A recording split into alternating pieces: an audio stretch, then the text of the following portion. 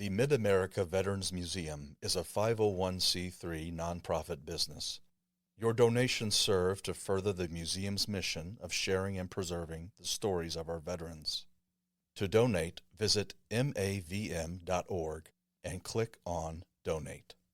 The content covered in this podcast is for general informational, historical, and educational purposes only. Discussions about historical events, military service, personal experiences, or sensitive topics are presented for educational and archival purposes. The views, thoughts, and opinions expressed by the host and/or guests do not necessarily reflect the official policy or endorsement of the Mid-America Veterans Museum. Neither the organization, host, director, nor the guest shall at any time be liable for the content covered, causing offense, distress, or any other reaction.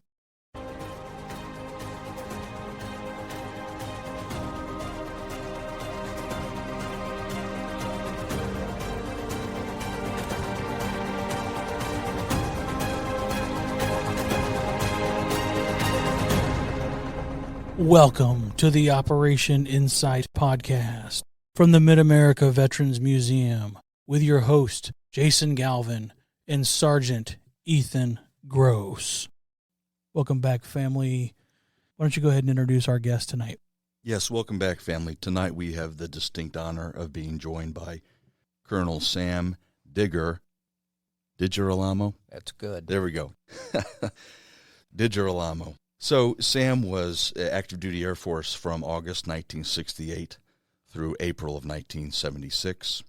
He then joined the Air National Guard in Missouri, specifically from April 1976, and then retired August 1997.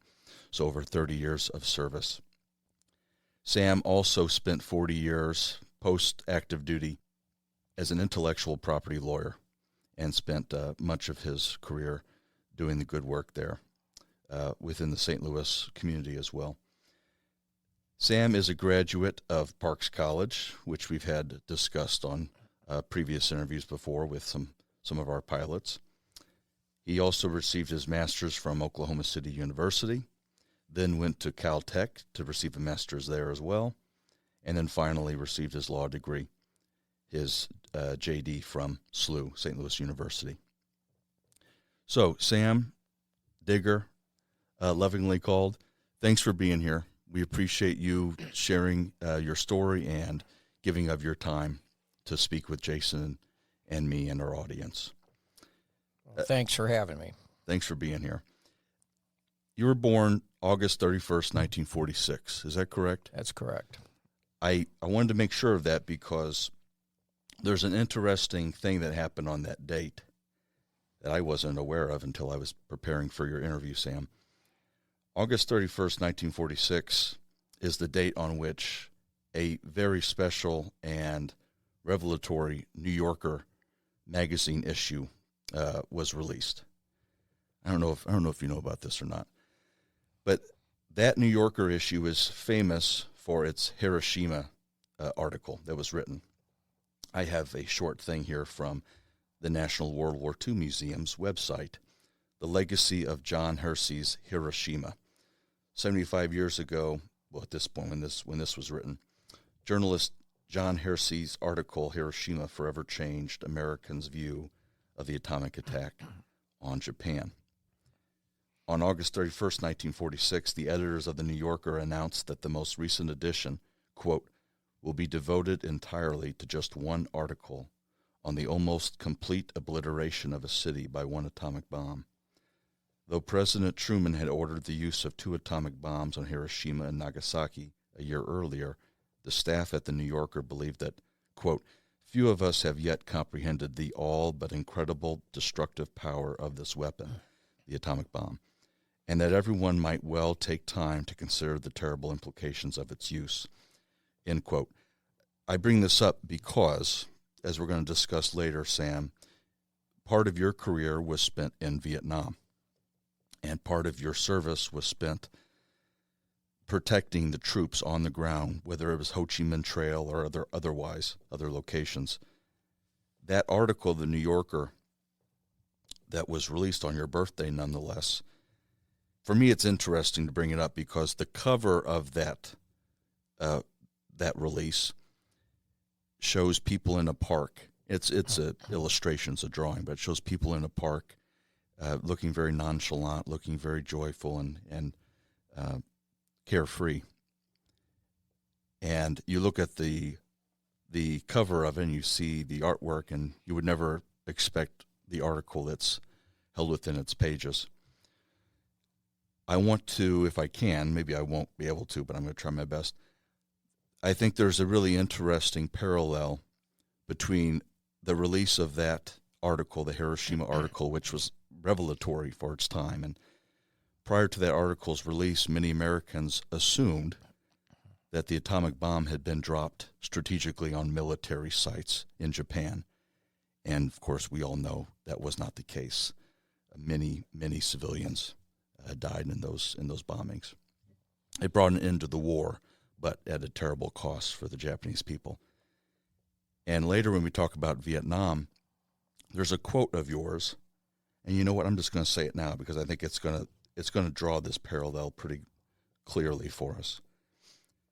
The Vietnam War is probably the most divisive and unpopular war of our time. We were there to help the South Vietnamese people. We could have won that war. We could have won that war. Militarily, we did win. But I think, and again, this is you speaking, Sam, at our 2023 Vietnam Veterans Remembrance ceremony. But I think our leaders underestimated the culture and the willpower of the North Vietnamese and the Viet Cong. They had willpower. We did not. We were looking for a way out. So I think in a lot of ways this parallel of people feeling as though they were hoodwinked in terms of the devastation, terrible devastation of the atomic bombs that brought an end to World War II. There was a similar, I think, in further on that quote, I didn't write it down, but you had said something about the political winds of that time and the political favor of American society. Part of that is to blame for what many people considered was a loss and a failure in terms of the Vietnam War. So anyway, I make that parallel just because I found it interesting on the day of your birth that influential New Yorker issue came out. So now that I've said all that, I've said my piece on that, I'd like for you to tell us about where you were raised and about your family. Well, I grew up in North City, St. Louis City, close to the Prugo-Igat projects back in the 40s and the 50s. I went to school at St. Laborious, which was a local Catholic church. Went to McBride High School 4 years, and then from McBride I went to Parks College. I always had an interest in aviation. I can remember my dad taking me out to the airport, and we would sit back in those days. You could get close to the fence and park your car, and we'd just watch airplanes take off and land. When I got to Parks College, actually, when I was in high school, I believe, I started working at Young Aviation, which was located at Lambert Field.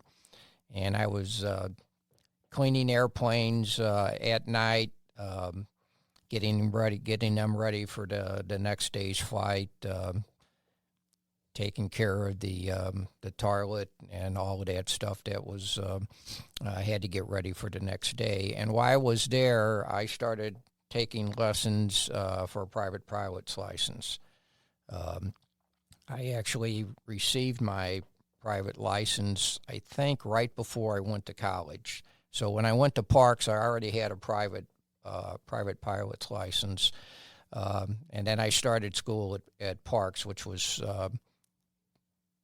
directed solely towards aviation. I was in the aeronautical engineering portion of the school. They had aircraft maintenance engineering, and then they also had business administration Those are the three curriculums at that time. Parks College was a fairly robust institution at that time, wasn't it? It was. At that time, we were primarily all male, although in my senior year, I think they entered one or two females into the program. But, it was strictly dedicated to aviation. So Turned out a lot of pilots, if I understand correctly. Yeah, and a lot of the people who, a lot of the students already had their license, because I can remember late at night, many times we would go to Lambert and rent an airplane, and we would fly approaches at Lambert. Back in those days, this would have been in 64 to 67. There wasn't a whole lot of activity at Lambert Field at midnight or 1 o'clock in the morning, and the air controllers would just let us fly. They would give us ground control approaches, and we could fly for an hour or two, shooting touch and goes. And can't do land. that today. Yeah, you can't do it today. No chance. Back then, it was pretty easy. Yeah. So when I left Parks College, I was commissioned. I went through ROTC at Parks College. I was commissioned in August of '67, and I took an educational delay, and I went to Caltech from Parks and got my master's in aeronautical engineering. Then I went on active duty and went to pilot training.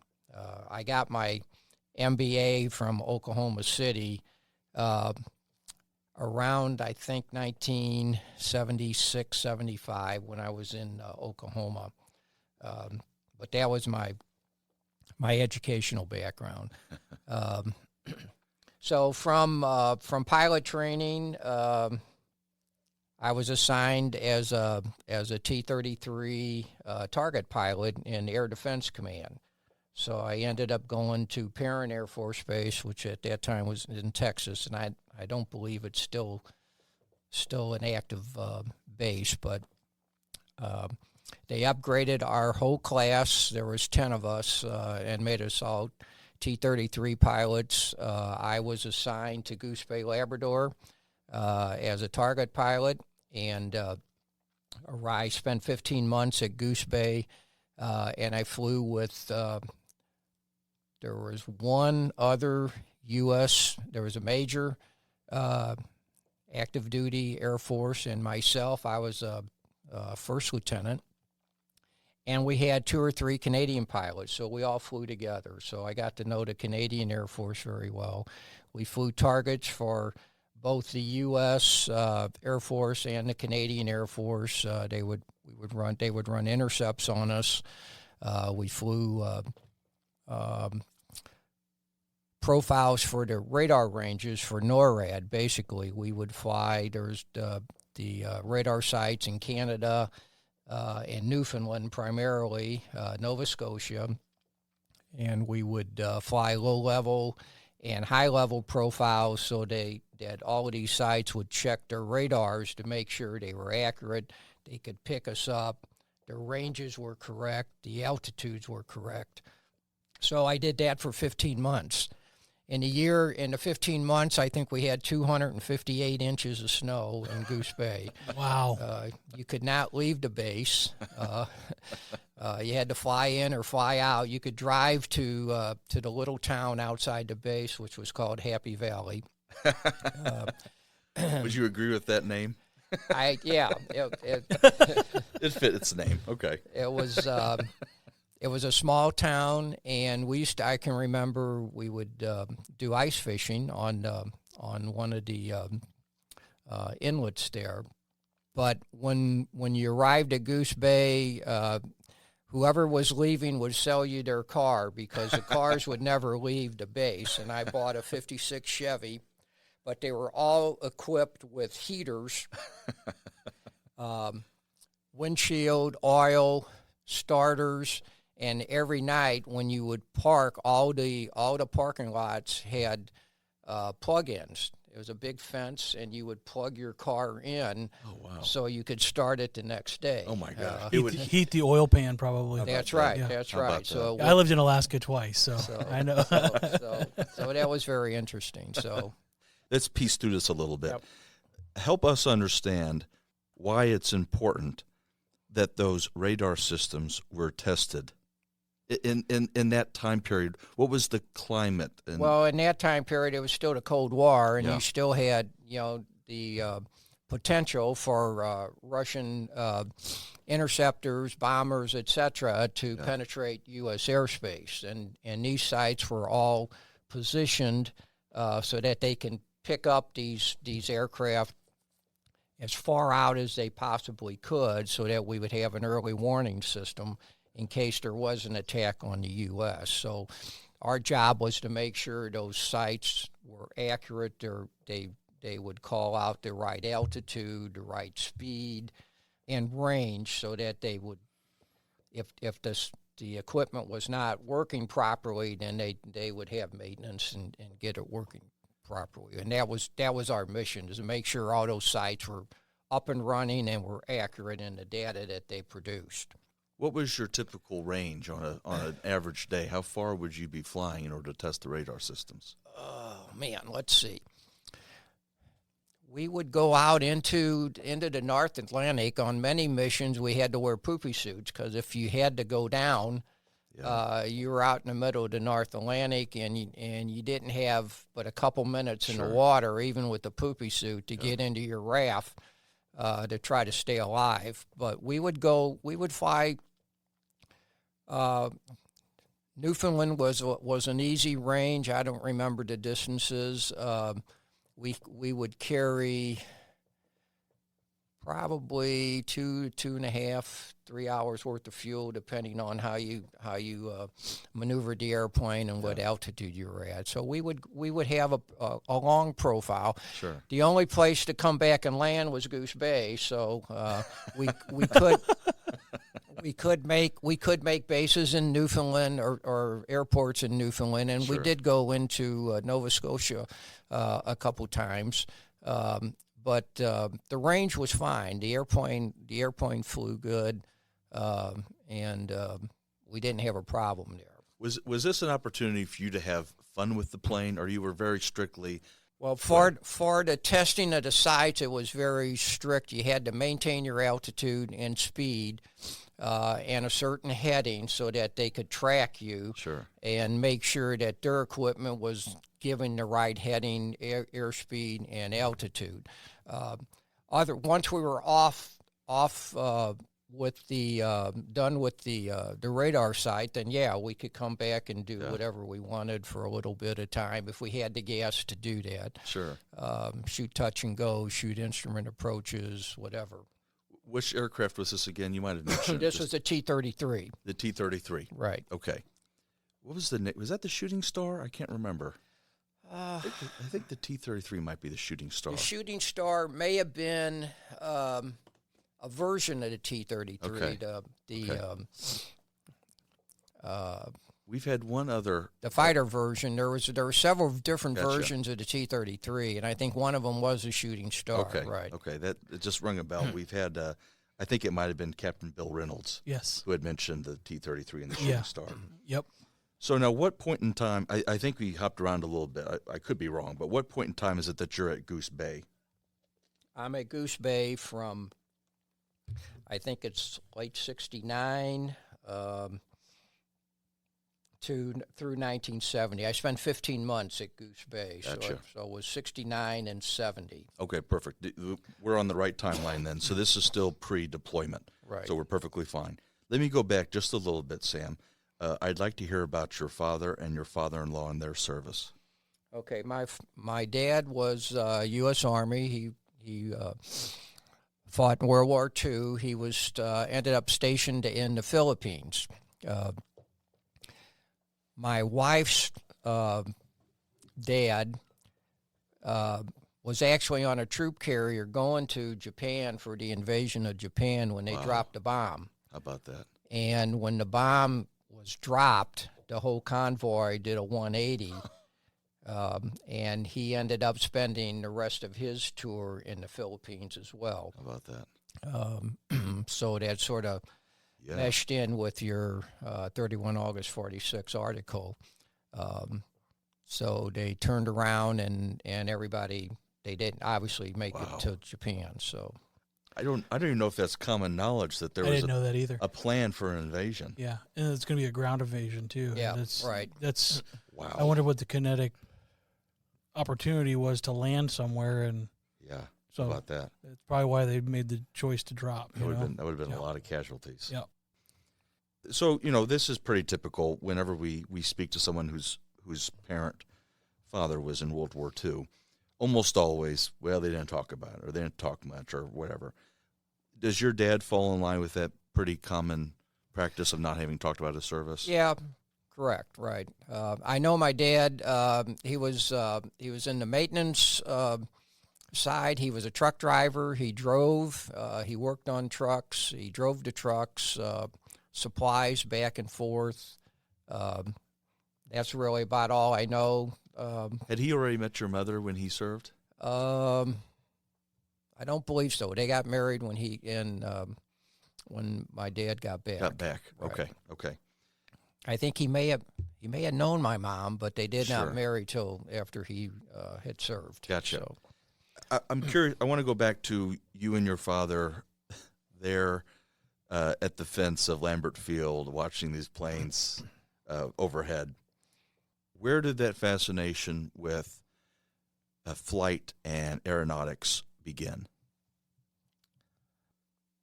wow, I don't. I guess I always was interested in flight, just from balloons and back in those days we had models and we had balsa wood airplanes Sure. that you could hand throw Yeah. and glide and fly, and I was always curious how they were flying, why they stayed up, and it just So there was a little bit of the science. You were interested in the science of flight. Yeah, I really wanted to be an engineer. I wanted to design airplanes. Oh, I see. Okay. So that's how I got started. So Which is funny, the design part. I'm glad you mentioned that, Sam, because that comes in later. Before we started recording, we were talking about the F-100 Super Sabre and some of the common malfunctions that it had, partially due to its design. So we'll talk about that later. Did you have siblings? yes, I had two brothers. They both went to Parks College as well. I'm the oldest. My brother Joe went to Parks, and he majored on the business administration side. And my younger brother, Tony, he went to Parks, and he majored in meteorology. They also had a meteorology course there, so he ended up being a meteorologist. I'm glad you took us back to Parks. This is the first I've heard, and maybe I should have just assumed it, but I hadn't. This is the first I've ever heard that Parks had an ROTC department. Yes. Tell us about your experience in their ROTC. Well, it was, that was my only experience, was a Parks ROTC, but we had one class, one course each semester, military history, a little bit of history of the Air Force, etc. And then we would have drill, so you would march and learn how to, use a rifle.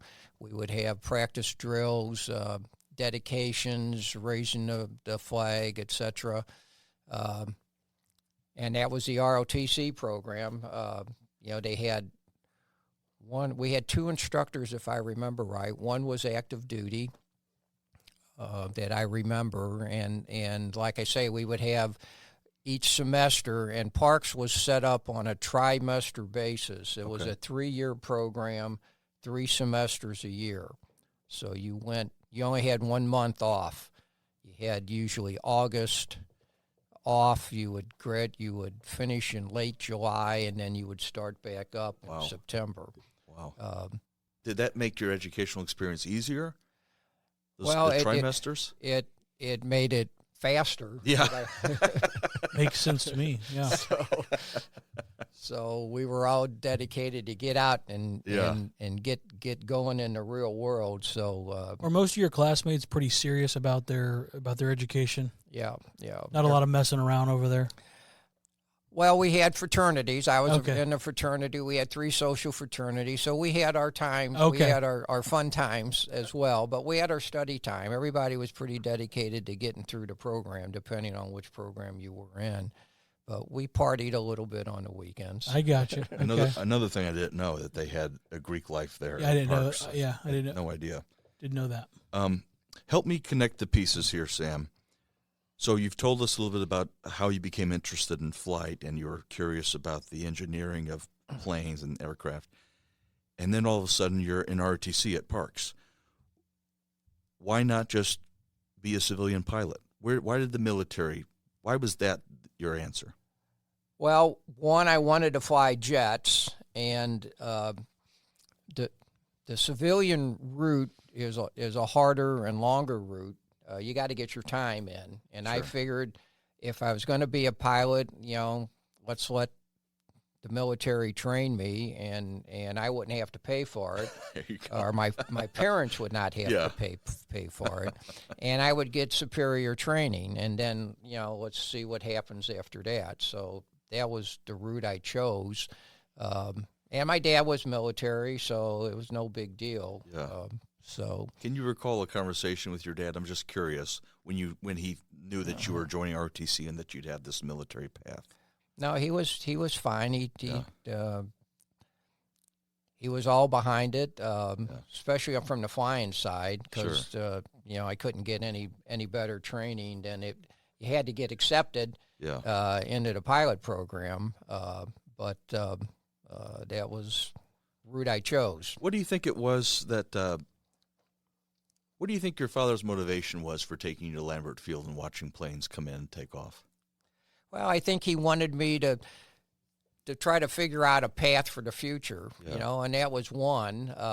So even he kind of saw that you had an interest in aviation at a very young age. Right, and he helped me and my mom as well, when I was taking private pilot's lessons. I was working, but back then, if I remember right, I'm going to say the whole private pilot program was about $600-700. Okay, and you got like 35-40 hours of flying with an instructor, solo, and all of that. But I didn't have 700 hours. I was working as a busboy, and then I was working at Young Aviation. But my parents helped support the rest of that. So, Gotcha. So they were behind it.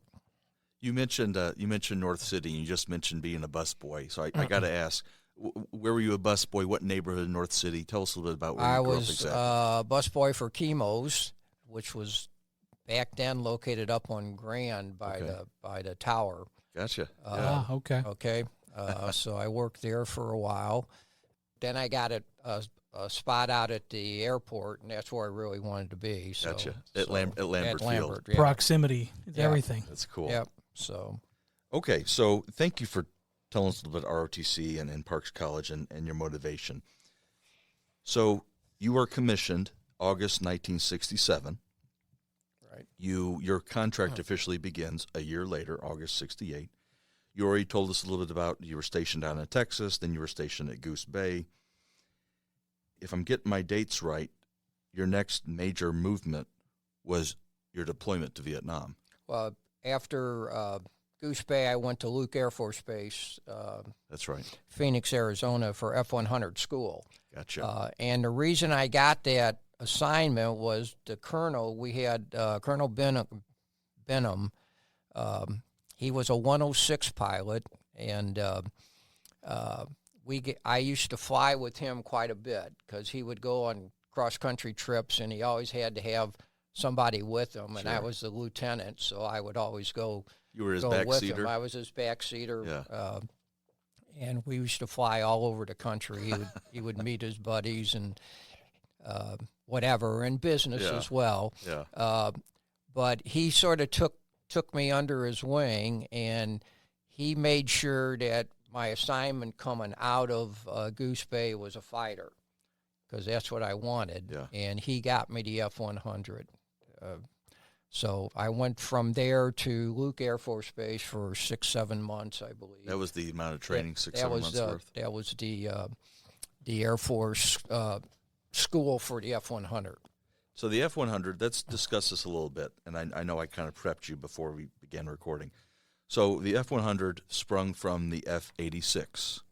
Right. F-100 was the very first fighter jet of the United States Air Force to hit supersonic speed.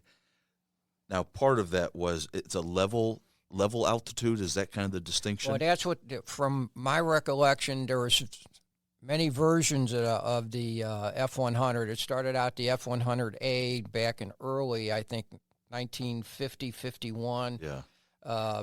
And it progressed to A, B. The C model was no flaps. And then what we flew in Vietnam and at Luke were Ds and Fs. The F was a 2-seat version. But the whole push back then was to get a supersonic fighter. Yeah. And I think the initial qualifications was go supersonic and level flight. Level flight. Okay. Okay. Tell us a little bit about level flight. What does that mean? That means straight at a same altitude. You're not changing altitude. Gotcha. You're not turning. You're not climbing or diving. You're just straight. Push the throttles up and go as fast as you can. What was the thought about having that? What are the benefits? What was the benefit of that? Well, I think they wanted.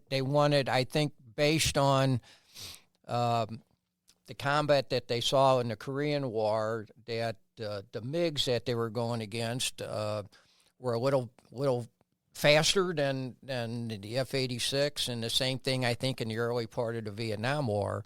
The MiGs had more power and could go faster, and the thought was we want an airplane that can go fast and maneuver. Yeah. And we did not have a supersonic airplane at that point in time. So now what's interesting is these dates. So 69, you arrive at Luke Air Force Base. Is that correct for your training? 69 through 70. Through right. 70. Right. So your immediate next step was going to be your combat deployment. Right. But what I'm curious about is the F-100 would soon be, I don't know if decommissioned is the right word, but it would be retired within about a decade of that point in time. The F-4 was already out. The F-4 was already, would you say it was a superior aircraft?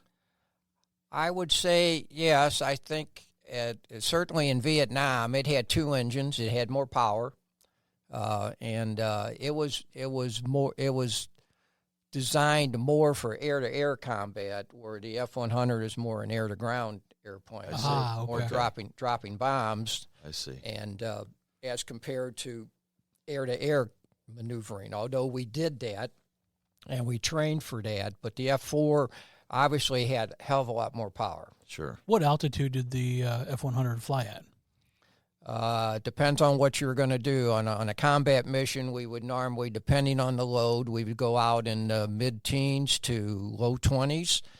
Depends on the weather. Was it daytime operations or nighttime operations? We flew both day and night. Okay. So was there any concern of being hit with anything in the daytime, being kind of low like that? Yeah. Yeah.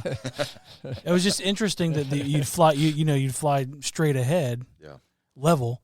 Sure. Straight ahead. I know you're fast. Sort but of a sitting duck in sitting some ways. duck is that's the way I'm seeing it in my mind. But on what we learned and when we practice at the bombing ranges here in the States, you fly a box pattern. You fly a downwind, you turn final, you turn base, and then you roll into the target, which is a big circle on the ground to drop your bomb, and you're coming straight in at the target for practice. Yeah. What we found in Vietnam was that puts you on a very sure path for the gunners, because they could track you coming down, and with tracers that they would shoot, they could see where their bullets, if they were in front or behind, and they could adjust. So what we quickly learned is we did not fly a straight line to the target. Sure. We flew what we called a curvilinear approach. You were turning all the time, and then at the last minute you would roll out on the target You did not want to fly straight and level, or straight, not level, because you're diving. You didn't want to stay straight too long, because if they had good gunners, they could pick up. They could track you They really could easily. track you, right? Okay. So That's interesting. So you just mentioned that there was already, from your experience, from the experience the Air Force had in Vietnam, they were already making modifications in terms of warfare and how they flew the F-100. So let's go back to Luke Air Force Base. There's a few questions here. Let's start with this. How did you take to the F-100 when you first sat in the cockpit? Did you find that it was easy for you to fly, or there were difficulties? Well, I think the first time we sit in the cockpit, you're in the simulator. There you go. Good place to start. Good place to start. That way you're protected if you crash.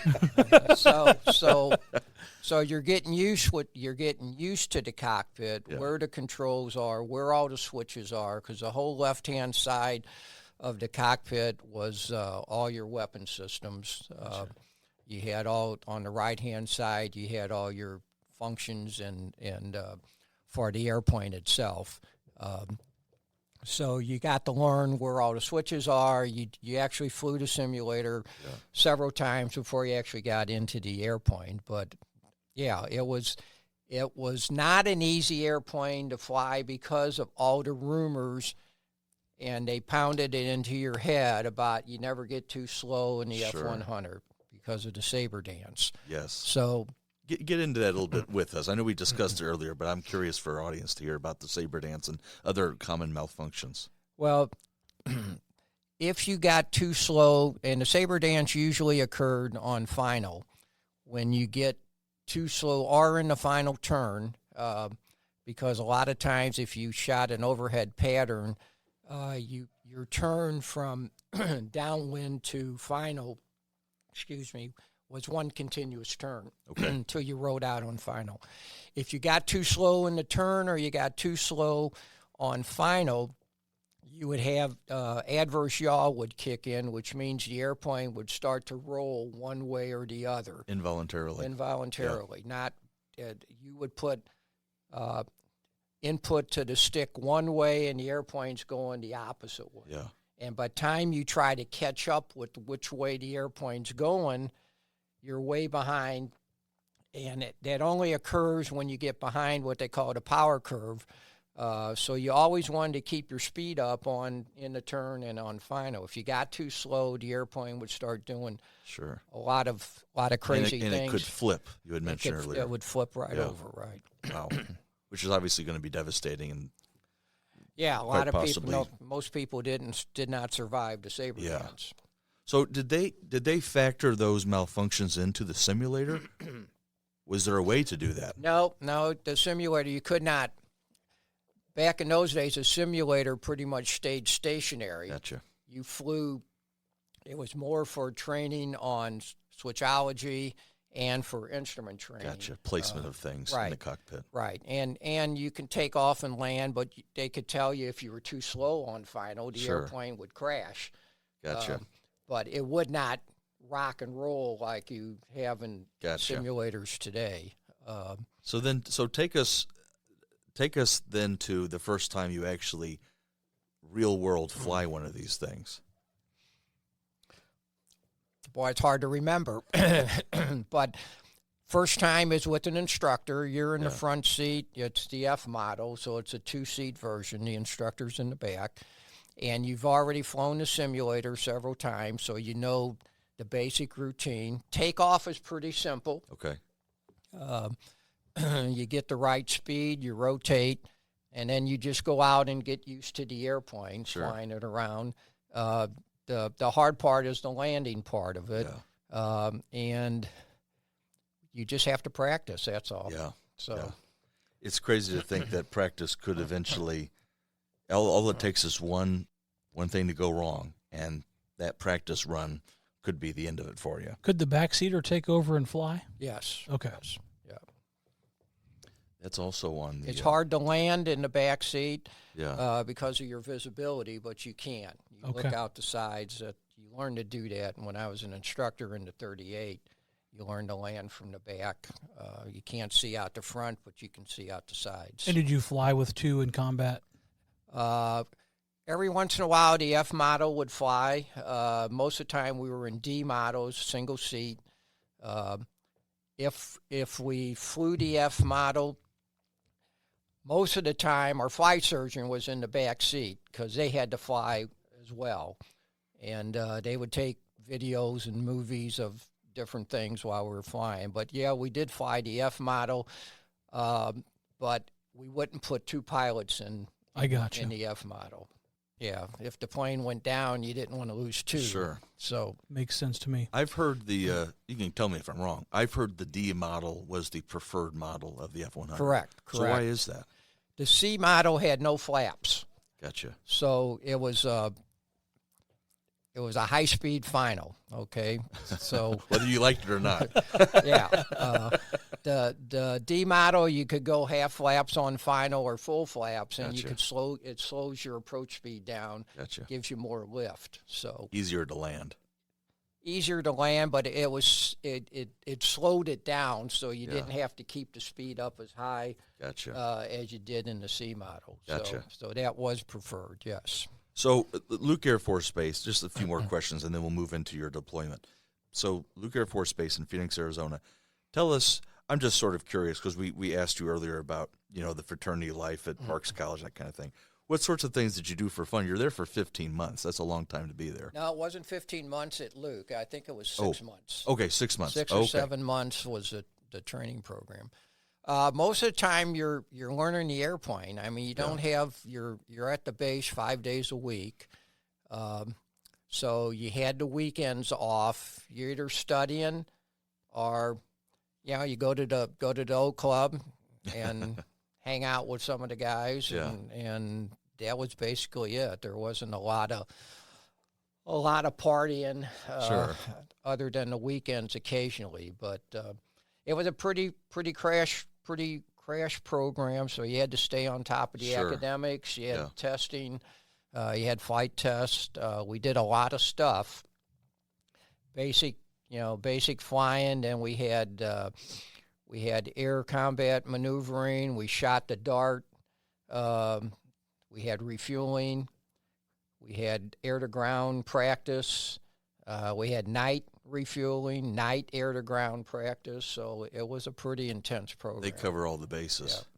Yeah. This probably goes without saying, but and everybody in our class went to Vietnam. Oh, wow. So directly from there. Direct from Luke to Vietnam, right? So no leftover instructors or anything like that. Nope. Wow. Freshly trained pilots. Yeah. This probably goes without saying. Well, some of the pilots I was a first lieutenant when I started. I was a captain when I went to Vietnam, but I just made captain. But we had captains and a couple majors in F-100 school.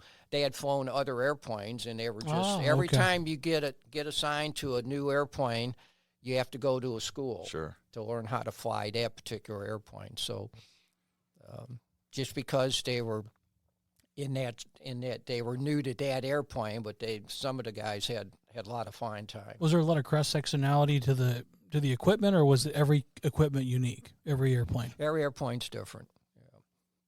Help us understand something, because I'm an Army guy, so Air Force and wings and squadrons, sometimes that makes my brain melt. Help us understand. So you just mentioned you were first lieutenant while there at Luke Air Force Base. Are you responsible for any airmen at this point, or you are strictly training? Strictly training, strictly flying. Interesting. Yeah. When did you first have like a troop, or you had airmen underneath you? That would probably be when I went to when I was an instructor in the T-38. You start out when you get into a new airplane, you get through training, you go to a squadron, and you start out you're a squadron pilot. Gotcha. So then you work your way up in the squadron. You end up being a flight lead, then maybe a flight commander, and then from there you move up to ops officer or whatever. But Gotcha. You always start out as a squadron pilot when you're in a new airplane. Gotcha. So when I get to Vietnam, I'm just a squadron pilot. Sort of the lowest rung. Right. Totem Well, pole. everybody.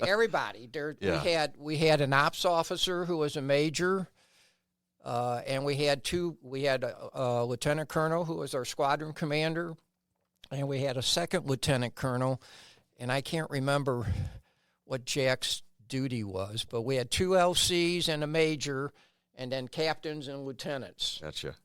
and we all flew. Yeah. But the squadron commander was in charge of everybody. The ops officer was in charge of all the operations. Gotcha. And then everybody else just flew. And so within the operations office, I'm guessing there were NCOs and enlisted folk within that. Right. Was that all planning? Gotcha. Like We had mission planning? we had intel officer assigned. When I was in Vietnam, we had 4 squadrons on the base. Gotcha. And we had 1 wing. It was the 35th Fighter Wing. We had 4 squadrons. Each squadron had a commander, ops officer. Each squadron had their own intel officer, their own flight surgeon, enlisted people, maintenance people for the airplanes. Yeah, there's a lot of structure there. wow. Very self-sustained, but also self-contained Right. type unit. Okay, so let's move into this deployment then. I'm probably going to step by step here because I'm just curious about this. Tell us about when you get the notice you're deploying to Vietnam. Go through all those steps that you can remember. Well, we knew we were going to Vietnam when we got to Luke, so we went through the training. Did that weigh on you at all? No, Okay. I was ready. I had volunteered to go. Yeah. And I think everybody that was there Understood the had assignment. Yeah. Yeah. So when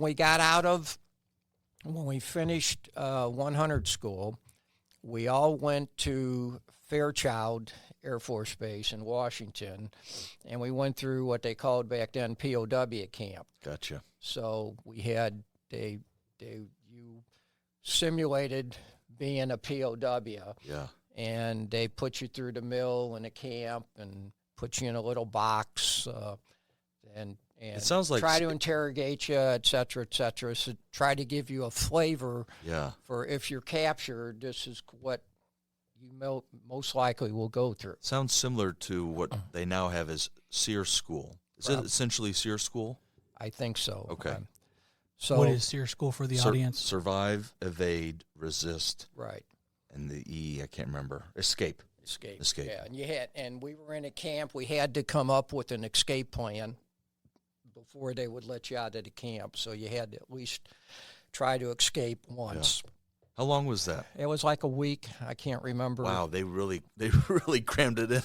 So yeah. So after that, you get out of that, and some people didn't make it because they had especially when they put us in these little boxes where you're all scrunched up. Yeah. And you would be in there for hours and hours. I mean, some people couldn't take it. And they broke. Yeah, and they had a King's X. I forget what the magic word was, but if you hollered the word, they would come and get you out. But if you didn't make it through the camp, through that portion of the camp, then you didn't deploy. Wow. You got reassigned. So somewhere. you could be a fantastic pilot, but if you can't survive that POW training, you're not going over. Right. I assume that's what happened because I don't know for sure if you didn't survive the camp, if they gave you a second chance, or if you still went or I what. see. But all you know is you didn't see those guys right, again. No. What was going through your mind when you were in that box? I just got to push through. I got to get through this.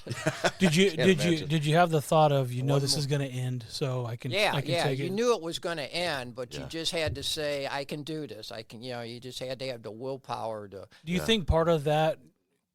And I'm just spitballing here. Do you think part of that was to get you into the mindset of, if you were captured, to have the mindset of, I can do this one more day. I can do this one more day. Right. Yeah. That's exactly right. It's really fascinating. Yeah. And so they called that POW training. Back in those days, it was POW camp. I'm wondering if there's any footage of something like that. Was there any footage? Was there anybody taking footage or? Oh, I'm sure they did, but I don't know. For training purposes I don't something. have any footage of that. So that was a week's worth of training. Yeah. And then once you got out of that, on your way to Vietnam, we stopped in the Philippines, Clark Air Base, and then we went through jungle school.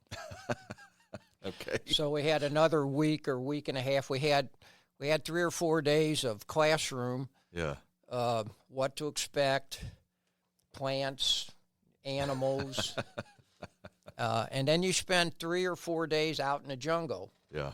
To survive. Okay. Did you find that helpful as a pilot? I think it would have been helpful if you got shot down and you Sure. had to maneuver. Sure. Yeah, I mean It's all about exposure, I guess. That's right, and I can remember the last day. They sent us out and they gave us a little medal or a piece of paper or something. Sure. I forget, and they said, go out and hide. Find the best hiding place you can. And then they would send the local natives Oh, wow. from the Philippines out to find you. How about that? And they found every one of us. I'm sure they did. And- They and- knew those grounds probably like back of their hand. and then you would give them this chit or piece of paper, and Sure. they would get rewarded. For Oh, that's funny. however many people they found, they would get rewarded. Do you remember your hiding spot by any chance? I was under a log with brush and something and dug myself in. That sounds pretty good. And guy walked right up. Took him 2 minutes. Yeah. Pulled the shrub away, and there I was. Do you have a big smile on his face when he did that? Yeah. That's incredible. So, He gets his treat for finding Sam. yep. We're finding all of us. Everybody in the class got found, so no one made it through without them finding you. But that was.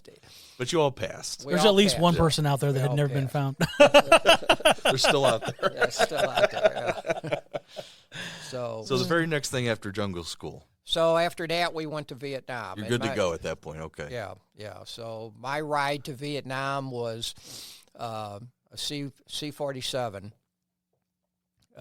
Myself and a friend of mine, Kurt Anderson, we both they had empty seats, and they were going to Fan Rang, and that's where we were assigned. So they said, Yeah. "You guys want to come along?" Well, that's how we got in country. We jumped in C-47, and it's the cargo airplane.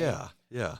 They converted that into a gunship, Gotcha. and That was one of the first gunships. yeah. Yeah.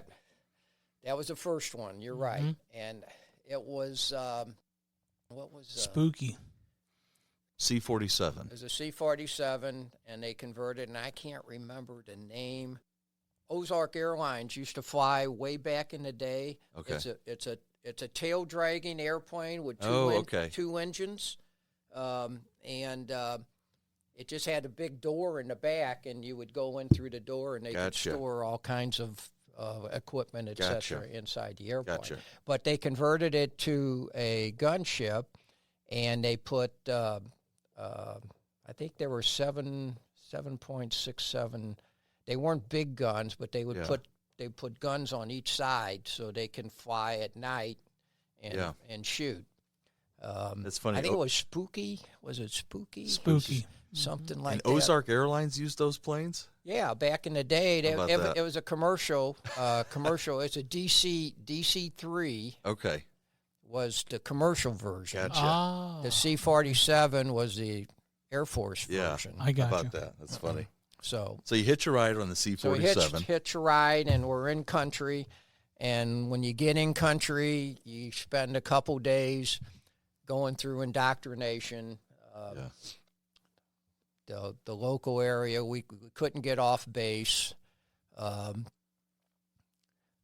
So Tell us about Fan Rang. Where's the location of Fan Rang? What is Fan Rang known for? Give us the scoop on that air base. well, back then, it was just a little bitty town outside the base, but we were not allowed to go off base unless you had an Army escort, because it was not there were bad guys outside the base, and they would try to blow up the fuel lines, etc., coming into the base. So for the most part, we were restricted to the base. Yeah. We had, like I said, 4 squadrons. We each had our own building. I was in the 615th TAC Fighter Squadron. We had, I'm going to say 15, 16 pilots. We each had our own little room. It was a big, long building. We had a bar. Got to have that. As they do, the hooch. The hooch, right. That was the hooch. We had the hooch bar. We had a little kitchen. I think we had 1 or 2 showers, a community shower. You had to sort of wait your turn if you wanted to take a shower. And that was it. That was our living quarters. It was a little bitty room, bunk bed and a desk. That was pretty much it. Now, Van Rang, if I understand correctly, I mean, you were there, Sam, so you can tell us. Van Rang had a lot of air support missions flying out of there. Yeah. We had four F-100 squadrons. We had the Australian Aussies were there. They were flying the Canberra bombers. They flew missions out of there. We had 01 and the 02 FACs flew missions out of there. And we had the C-119 Stingers. They flew night missions. They were gunships, too. Yeah. And they flew out of there. So, and you had a few support missions with the 119s. If I flew one mission at Phan Rang with the 119th, and I flew a couple when I was in Thailand. Yeah. And I flew one with the two missions with Spectre, which was the C-130 gunships. Yeah. They were the cream of the crop. They had the big guns, all the equipment. Infrared, heat equipment, they could tell. You know what they say about Spectre? Who was moving on the road. You ain't Spectre, you ain't shit. I love it. Yeah. So, okay, Phan Rang, help me understand geographically. How far from Saigon? Because you're talking about there's like combatants outside of the air base. We were through the valley from Cam Bay. Cam Bay sat on the bay, on the coastline, and then you come inland. There was a pass, and you had to go through the pass. And once you're through the pass, Phan Rang sat at the opposite end of the pass. I'm going to say, I don't know, not even 100 miles, maybe 50 miles from Cam to Phan Rang. Saigon was probably 100 or a couple hundred miles away. But most of our missions we did some, we never went north, so we were South Vietnam, and we did a lot of Laos and Cambodia at the time. So, should I not be surprised that there were enemy combatants right outside of your base, or is that commonplace? Well, or are these just kind of villagers that just they hate American kind of thing? Well, the town, and I went back. I visited Phan Rang in 2019. The town was prosperous. I mean, it wasn't a little village. Yeah, it was. I don't know how many thousands of people, but it was a thriving metropolis compared to when we flew in. It was just a couple little houses down there, and that was it. Probably unrecognizable when you went back then. Right, yeah. So what year was that? We can talk about it later. I'm just curious. What year? 2019. Wow. Okay. 6 of us that flew together that's so and cool. our wives took a trip back. So we'll be sure to ask about that. But when I first got there, we had 2 or 3 days of indoctrination of general area, lay of the land, the base, what to do, what not to do. Did they give you a course on unit history? Because the 615th has some history of World War II. Nope. They didn't care about that. Nope. We're here to fight. We're not here to learn. That's right. We're here to fly. So once I got through that, then I had 1 or 2 rides in the F model. They checked me out locally. We had just a basic contact ride and then an instrument ride, and then you're ready to go. Yeah. So, how often did you guys fly missions? Was it daily? Was it? Yeah, we flew every day. Every day. Okay. Yeah, I was there 6 months, and I got 100 and almost 130 combat missions. Wow. And some of the guys that that were able to fly a whole year had over 200 missions. Incredible. So we had a little time off. I mean, some days we would fly 2 missions. And I know during one of the Lamps on 19 saga, we would take off from Phan Rang. We would go. These were troops in contact that were pinned down. Yeah. We would drop. We would recover at Phuket, which was further up the coast north. You started at the DMZ. You had Da Nang. You had Phuket, Cam Ranh Bay, and then you come inland to Phan Rang. So we would take off, drop, recover at Phuket. We had a crew there. They would load us up again. We'd fly back to the target and then recover back at Phan Rang. So you'd get 2 missions a day. Wow. Sometimes you only flew once. Occasionally you had a day off. Yeah. So If you would, I'm really curious about this, Sam. Go through all of the mechanics of step 1. You're told you have a mission, and here's the mission. Here's the objective. Go through all the mechanics of that. well, every evening we had schedulers. Freigarter would come down every night, and a Freigarter was the targets for the next day, and the bomb load that they wanted to go on the target. And this was developed by headquarters and the I guess the team that was, I don't know where they were. They could have been at Saigon, wherever. Sure. But they would assess all the activity for the day, all the targets that were hit, bomb assessments, FAC reports, and then they would decide which targets needed to be hit again, new targets. So this order would come down in the evening, and then our schedulers would, each squadron would get an order, and the schedulers would piece it all together, and then they would assign crews to those targets, to those flights. And then they would come back to the hooch, and they'd have it on a piece of paper. Yeah. And you'd look at the paper and say, okay, I'm flying at 10 o'clock, I'm flying at 8 a.m., And so this is something you had to sleep on. You saw you knew what the mission for the next day was. Did you ever lose sleep over that? No. Because you really didn't know what the target was. The next day, when you go in to fly, your first meeting is with the intel people. Gotcha. They would give you the lay of the land. Here's the target.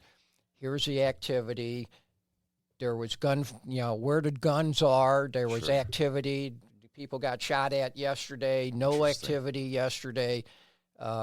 Here's a safe path if you have to bail out.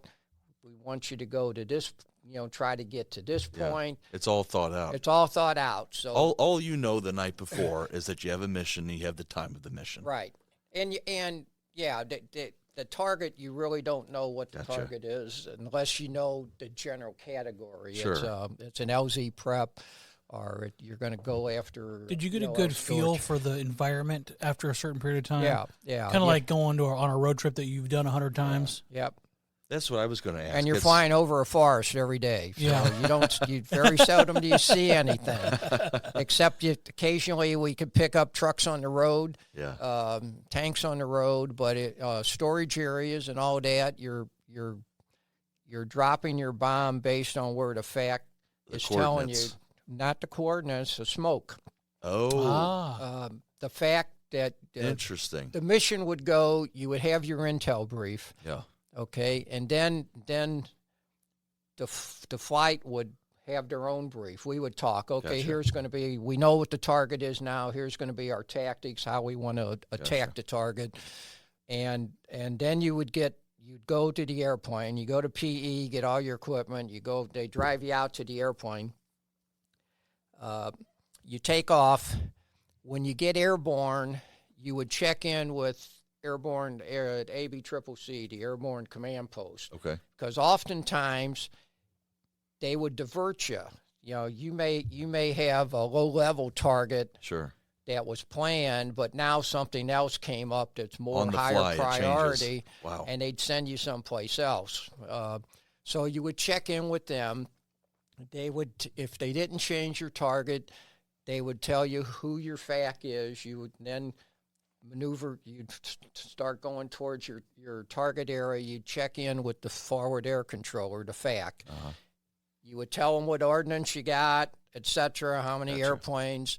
He would give you the lay of the land right now. You know, I've had, you know, I got gunfire coming up. I got AAA here. Gotcha. I want you to run in on a certain way. You're in the valley. You're on the ridge. Yeah. And then he would put down a smoke. Gotcha. Okay. A rocket, a smoke rocket, to try to mark the target. Mm-hmm. And then he would tell lead, would go in first. He'd say, okay, from my smoke, either hit my smoke or I want you 50 meters to the north. He'd give directions off of that smoke. Yeah. And then lead would go in and drop the first bomb. Based on where that bomb went off, he would give directions to 2. And then 2 would go in, and he would mark off of that bomb. Gotcha. Until he zeroed you in on where he wanted the bombs to Yeah. go, unless you hit it right on the first time. So pilot 1 or plane 1, they're sort of getting an approximate area. Right. Unless they get lucky and get it on the first try. Unless his smoke is right on the target. Yeah. Because, you know, when you're in the air and he says, I want you 100 meters to the north, you're estimating Sure. at 100 meters, and then you're going to drop. And, Yeah. okay, that's pretty good. I want you back this way, Gotcha. left, right. So, and he would narrow you in. Most of the time we drop single bombs. Sometimes we would drop pairs, and depending on what the target is, if we could ripple 3, 4 in a row. Gotcha. So you can set your switches up depending on what he wanted Yeah. and what the target was. If it was a POL storage area, a lot of times we would ripple 2 at a time. So you'd hit 1 here and 1 here in front, so you can walk it in or walk it back from right, there. Right. How many planes were flying at the same time? Most of the time we went out in 2 ships. Sometimes we went in as a 4-ship, but not very often. Most of the time was a 2-ship. Got it. Help us understand. It sounds like the FAC has so much of the power in terms of the objective. This might seem like a silly question to you because you lived it, but help us understand, how is the FAC getting these coordinates? How is he getting the information of what's happening on the ground? Is he nearby? Yeah. One, you got to pick up the FAC when you get into the target area, so you know. And he usually moves out of the way Sure. when you start to drop the bombs. But he's been assigned a certain area. He flies that area every day. Gotcha. So he knows over time. He's knows, the expert of that area. That's right. He Gotcha. knows where all the roads are. He knows where activity is. He gets intel reports, but he can see stuff as well. He's flying at a much lower altitude, Yeah. obviously, than us. What type of plane are they flying? Usually O2s and OV-10s.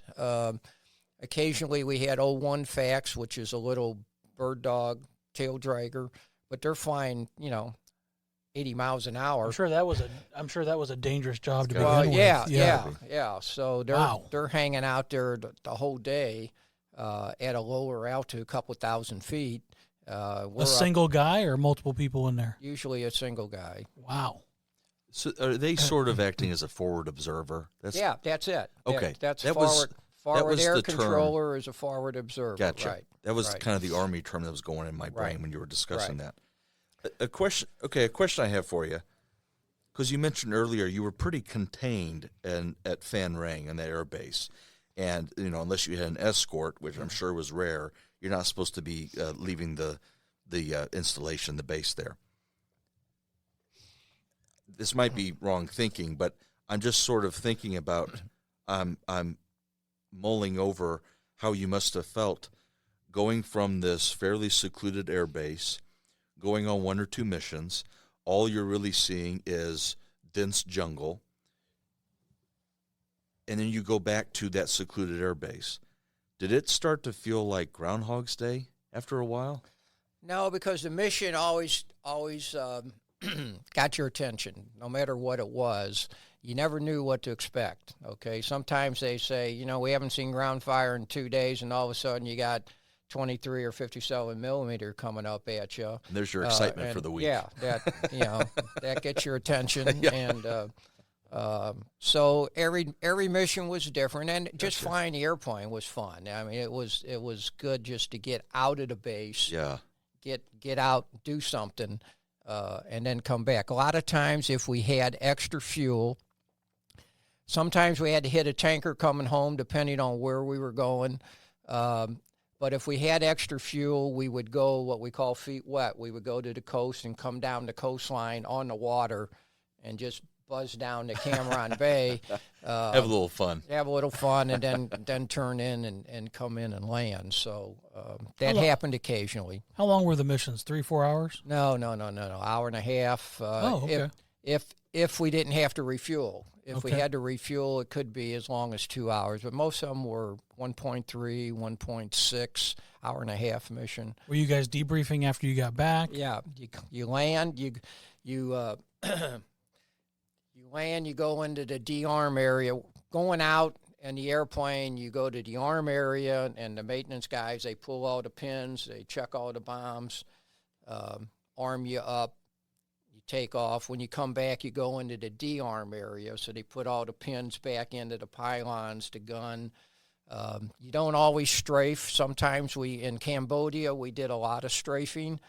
Most of the time, we didn't. You're just dropping bombs, napalm, high drag bombs. That, depending on the bomb, dictated the tactics. If we had slick bombs, we would drop at a 30-degree dive angle usually. If we had high drags, and those are the bombs where when you drop it, you see the fins come out. Oh, sure, yeah. We would drop at a 15-degree angle, so we're much closer to the ground. Yeah. And the reason the fins are there is so that it slows the bomb up so that you can get out of the frag pattern. Sure. When the bomb goes off, you're not getting blown up by your own bomb. So wow. So that's a good feature. Yeah, it's a very good feature. The settings for each of the deliveries is different based on the weapons you're carrying, the bombs, napalm, etc., and CBUs. We also did a lot of seeding of the roads at sunset, especially in Laos and Cambodia. This is a Ho Chi Minh Trail. We would go up late afternoon and get on the road and come down the road 400, 500 knots, and you drop these CBU bomblets, and they were little bombs that when the bomb hit the ground, it would throw out tripwires. So you you tried to seed the road with all these little bomblets. They wouldn't go off. They just throw the wires out. Makes the route unusable. So if trucks come down the road at night and they hit a wire, then that little bomb would go off. Oh, wow. Okay, so we would try to seed a whole section of road with these little bomblets so that if there's activity that night, we'd hopefully get some trucks. It's essentially an IED. Yeah, right. It's fascinating. Right. I hadn't heard of a bomb like that before. I haven't used either. In Vietnam. I've never heard of that. That's interesting. What was the title of that bomb? It was as a CBU. It's CBU. A cluster bomb unit. But there were different types of cluster bombs. Sure, Some went off. These were for seeding the roads, and they would you would fly straight and level, and it was a downward ejection out of the canister. So the canister stayed on the airplane, but the bomblets would come out. Gotcha. Going down, and it would seed the road. So we did that off and on. Now, obviously, after a mission like that, it's going to be highly important that route is marked off for use by Allied forces, by friendly forces. Right. And usually these were in Laos and Cambodia, so we... Gotcha. No one's really going through there anyway. We didn't have anybody. This is a Ho Chi Minh Trail going from North Vietnam. They would cut through Laos and Cambodia to get into South Vietnam. That's right. So that was the whole purpose of seeding those roads. I cut you off earlier, and I'm happy Jason was getting us back on track. So, and you were going through did you call it the defrag station? Where they put the pins back in? What was the name of it? De-arming area. De-arming area. Right. So go back to that. The mission is complete. You've gone to the de-arming area. Now it's time for the not back brief, but debrief. Yeah, we're still in the airplane now. We just Gotcha. landed. We pull off the runway, and there's a de-arm area. Gotcha. So canopy's up, hands are up on the rails because the ground guys don't want your hands in the cockpit in case Sure. you're throwing a switch or something. Sure. So your hands are on the rail or on the canopy rail, and they're putting all the pins back in, Gotcha. making sure everything's okay. They give you the thumbs up. When everybody's de-armed, then we taxi back, park, then you go to debrief. And what's that process like? Well, usually by the time we got back, the FAC, when we come off the target and we're done, the FAC would give you his version of a bomb assessment, what he thought we did, you know. You got 2 bunkers and 3 KIA and this and that, and Sure. you jot all this down and you come back. But by the time you land and get into debrief, there would be a better assessment of what More happened. accurate. So they would Gotcha. tell you. And we had cameras too. We had a tail camera, so every time we dropped a bomb, as we're pulling off, the camera would take a picture, Gotcha. a film. It's actually where the bomb hit. Yeah. And then the guys would review all of that, and they could get a better idea of any secondary explosions, Gotcha. anything that happened, because you can't see it. Sure. You're trying to get the hell out of there and up for the next pass. So they do all this assessment, and then they tell you what their best guess is. Sure. Okay. But it's still an estimation, Right, really, at the end of the day. Right. Because I'm guessing, for the most part, no one is going to that site to actually. No one's going there to verify. actually, go on the ground and see. It's what not. happened. It's not worth the. No. Most of the time, if you got secondary, especially on a PLL storage area, you would get secondary explosions because they had gas or whatever Gotcha. down there, and he would get, you got this, you got that. Or if he knew or he could see bunkers, and we actually hit a bunker and blew it up, then he could give you a pretty good assessment. That one's pretty clear. Yeah. And so you mentioned it was film, and so they're looking at stills from the film and They're seeing looking damage. they're looking at if you had to shoot the gun, there was a camera up for the gun too. So if you were strafing, Gotcha. you would have film of what you were shooting at. Does the trigger activate the camera at the same time? I think so, yeah. How about that? Yeah. Now, did you guys fly the same plane the whole time you were there, or No. okay? No. Each squadron had its own. I forget how many airplanes we had. I don't know, 15, 20 airplanes per squadron, something like that. I don't know. You were assigned a tail number, so you go out to that airplane based on the mission. It would be loaded with the ordnance that they wanted for that target. I got you. If you're going after a storage area, they may have 500 pounders or 750 pounder, just slick bombs. They may, if you're going after troops or something, they may have napalm. Like I said, seeding the roads, you would have a different load. You'd have those CBU canisters. We did some LZ preps. That's landing zone preparation for the helicopters to come in. So Clear the area for them. clear the Yeah. forest, yeah. So Yeah. the bomb would have an extender on the nose. So you may have a 3-foot extender.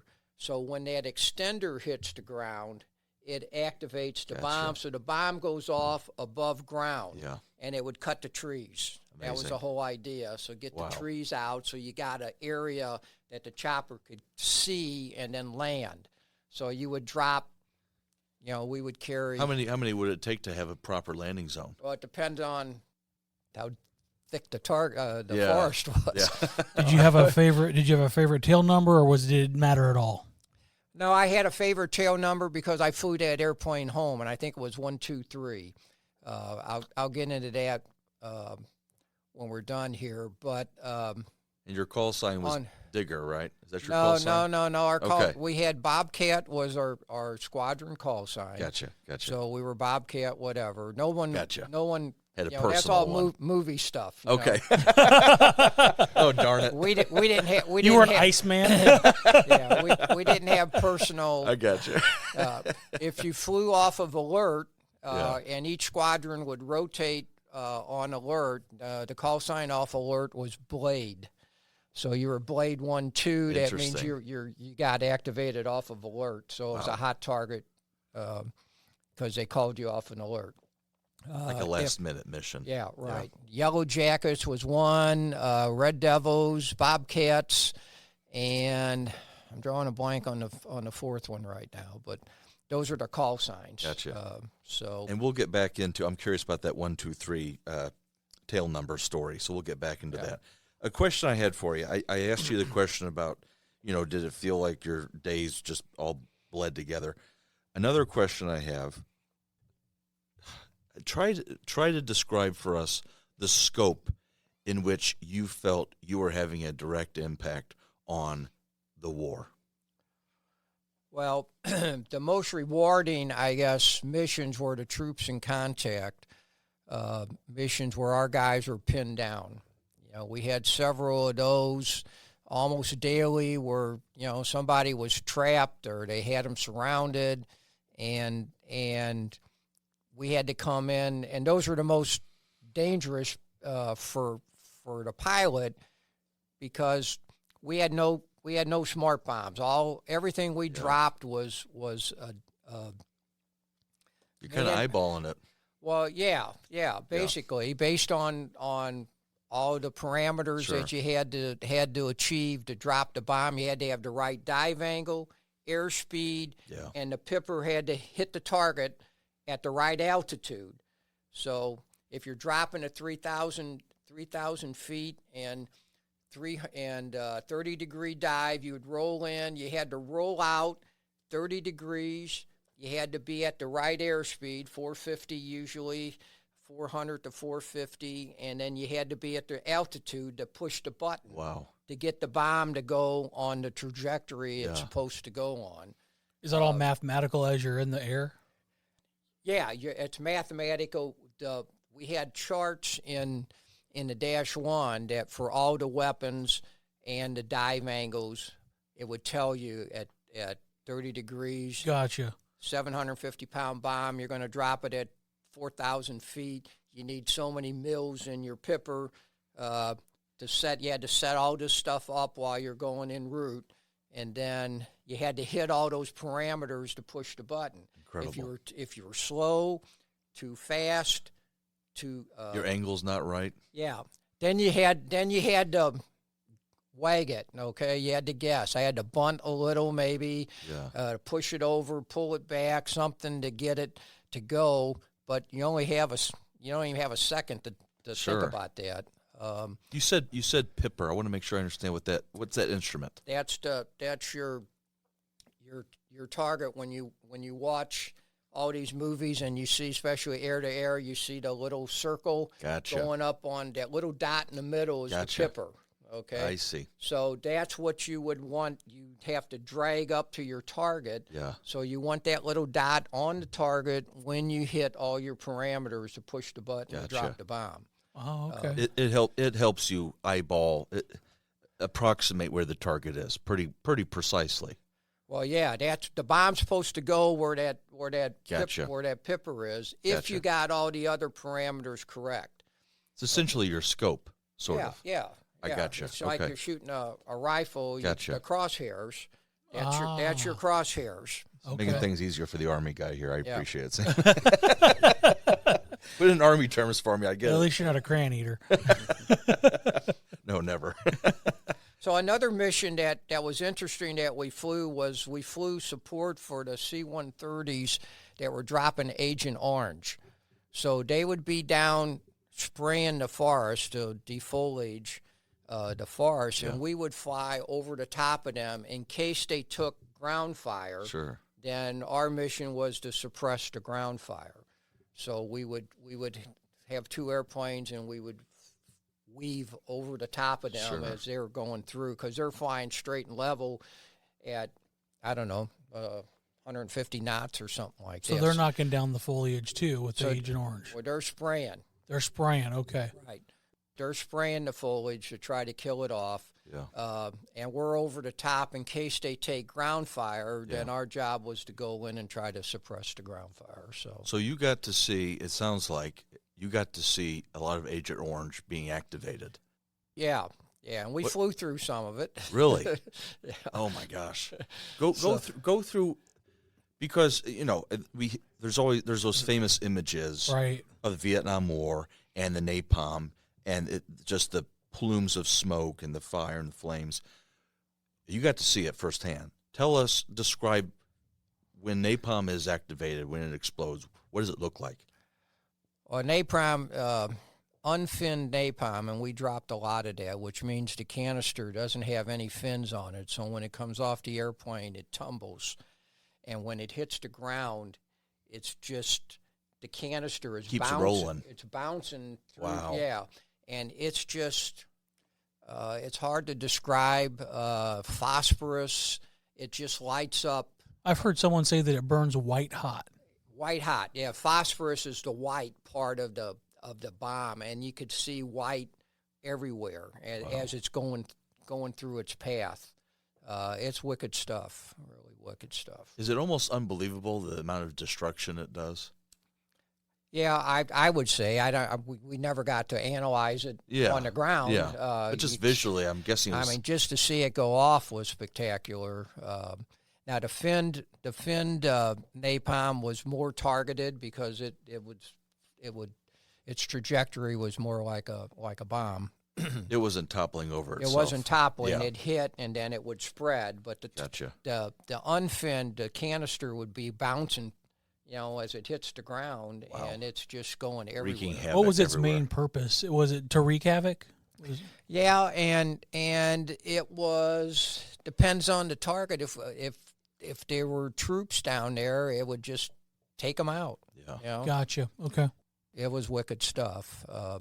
Help us understand. We've had a few other guests that have mentioned Laos and Cambodia.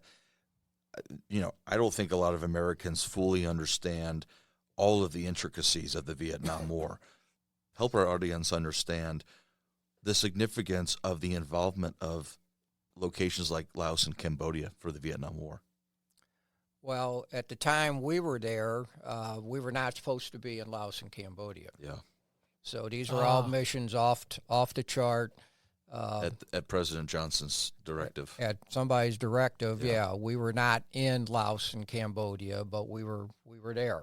Okay. Is this Chinese troops primarily, or is These it still Viet Cong? Still Viet Cong. Okay. Yeah, they're Okay. coming down. Like I say, they're coming down through North Vietnam, and they would go through Cambodia, Laos, Cambodia, To try to flank the Americans. instead of coming straight down Gotcha. Vietnam, which we were patrolling all the time. Gotcha. They would try to bypass Yeah. and cut their own. That was the Ho Chi Minh Trail That's to right. get into South Vietnam. That's right. And we were not supposed to be there, but Sure. we were. So. So 6 months at Phan Rang, doing those missions like you mentioned, sometimes 2 a day. And then after that, you go to Thailand. Yeah, But those missions continue in Thailand. missions continue in Thailand, but not with the F-100. Gotcha. We flew the last combat missions in the 100. I'm going to say late June or early July of '71, Gotcha. and we all had our last combat flight. Uh-huh. Okay. Tell us about that. Well, it's your last mission. When you land, everybody's out there to greet you. You get out of the airplane, they're hosing you down, bottle of champagne. You survived. You survived the combat portion of it. So it was a big celebration, big party. But everybody had a last flight, and after that, every pilot was assigned that was going to fly an airplane home was assigned an airplane. Gotcha. And then for the next, let's see, I flew home in August. So during the month of July, I was assigned 123 was the tail number, and you got 10 flights. In that area, everybody got 10. They called them confidence flights. Everybody got as many up to 10 confidence flights.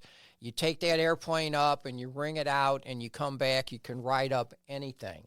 Because you're going to take that airplane all the way across the Pacific Ocean. You're going to go we went from Phan Rang to Guam, Guam to Hickam, Hickam to Cannon Air Force Base. Oh, my gosh.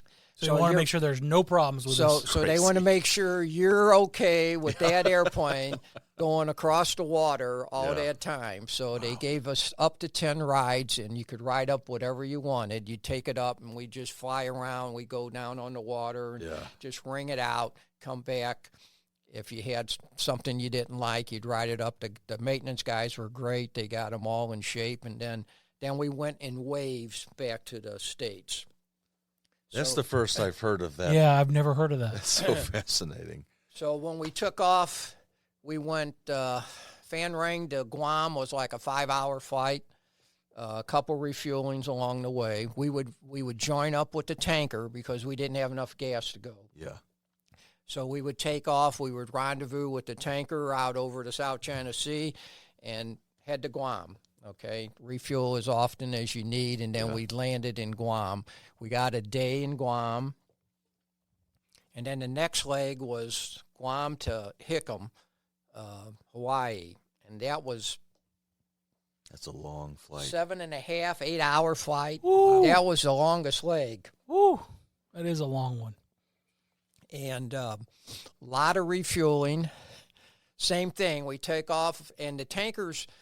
If I remember right, the tankers were landed at Guam, too, so they took off in front of us. Gotcha. And then we took off, and we joined up, and then we just followed them. One, we had no nav equipment over the water, so we relied on we had to follow the tanker because he had all the equipment to get us to the next station. We had VOR and TACAN, and there's no stations out in the middle of the ocean. So, can you imagine getting separated from the group? Well, that was the thing. So we did hit some weather, and you had to tuck it in and keep that tanker in sight. But we followed him all the way to Hickam. That was the longest way. That was a pain. It was. We had they called them piddle packs, in case you had to urinate. Sure. You urinate in this little package that basically had a sponge in it that would soak up your urine. Yeah. And then you'd zip it up. And throw it in the back. Throw it on the floor or on the side somewhere. Keep it handy, so you probably need it a couple times. So what do you think about on this flight back to the United States? I'm just thinking, I'm going home, but keep that tanker in sight. You lose the tanker, you're screwed. Yeah. So did you? This is sort of a big question. Did you reflect at all on your time in Vietnam and what it meant for that conflict? Yeah, a lot of thought went into that, because when we got back, it was all the riots and stuff back home, and the unrest, and people really didn't know. I put it in perspective. The local people at the base, we had hooch maids and some of the local people. They would come in and clean the hooch and do whatever, and they were happy we were there. They wanted a free environment, a free democracy, and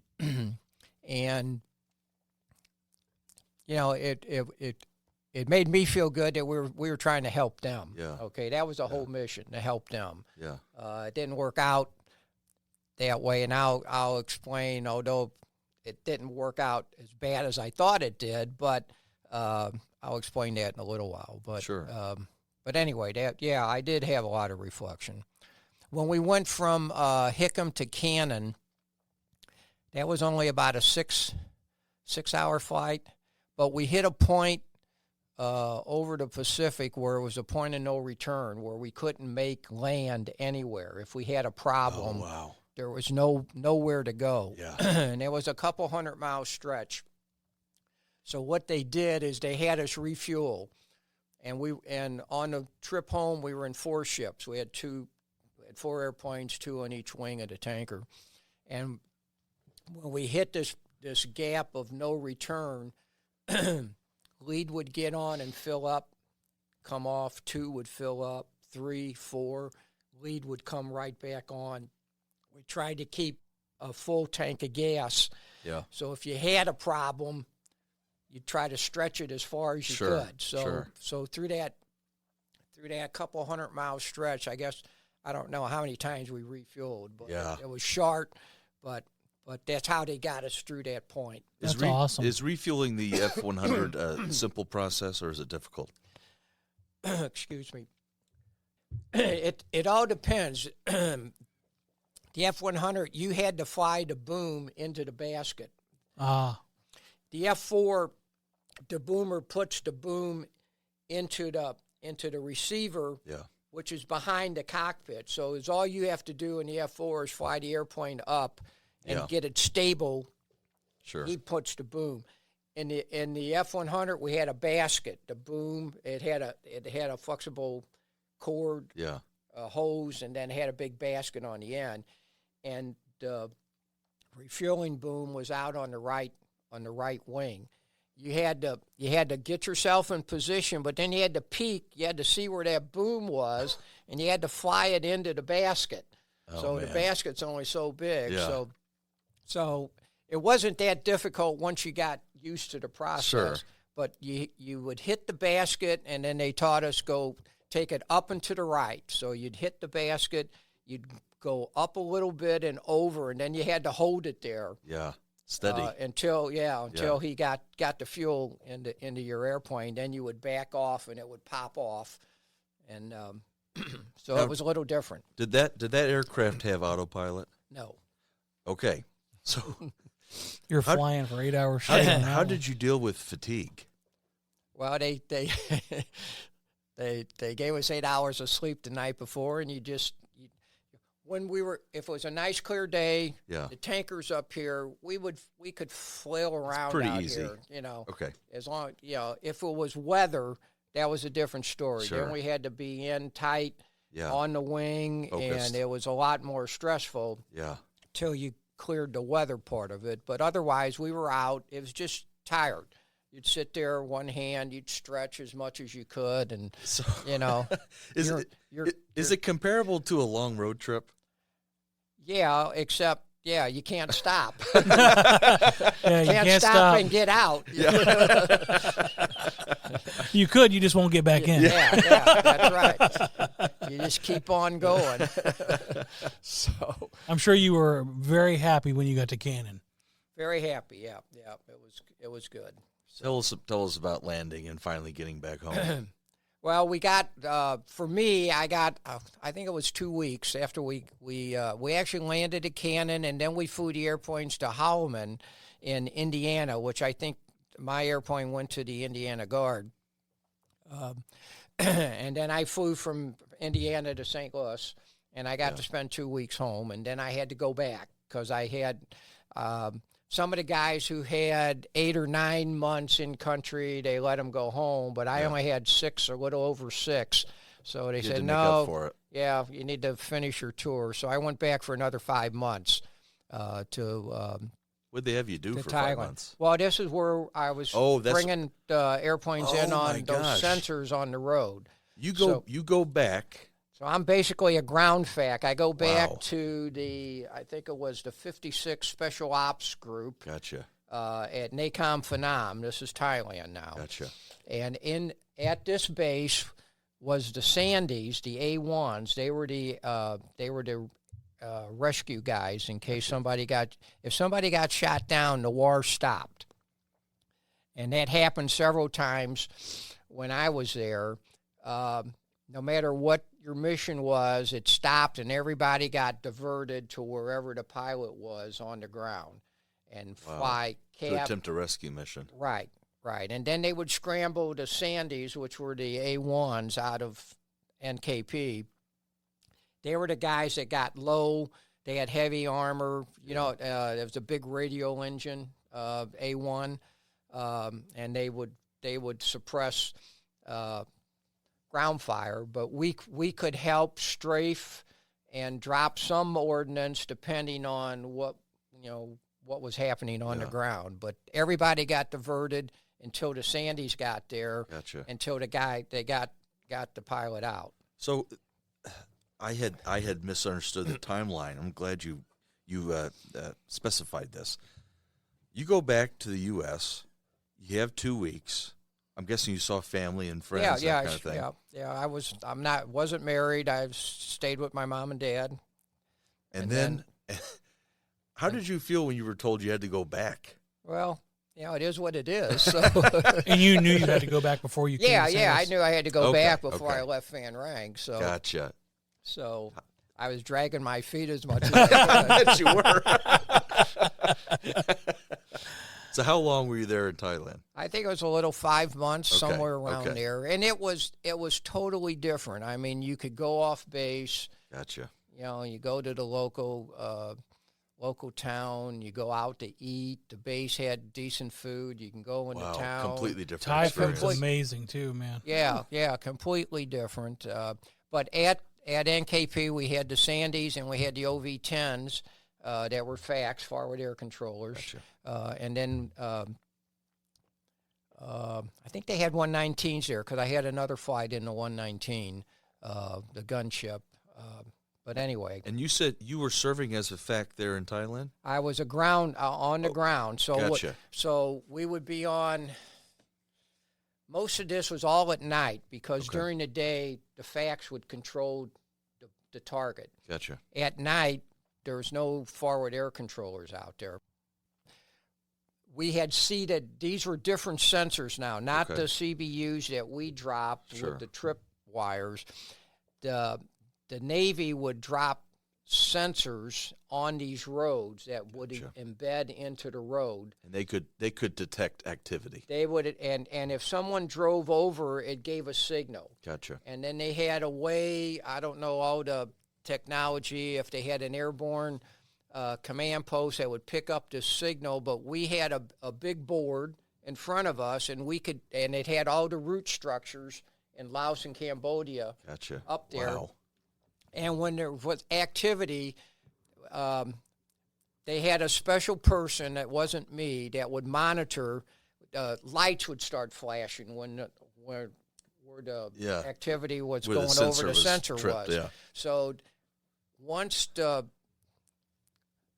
person in charge would confirm, there's activity on this stretch of road, then they would turn it over to me or there's usually two of us there, and then we would call in the Navy, usually A6 intruders. Gotcha. And they came in, and we would give them the section of the road, coordinates, and they would punch all that in.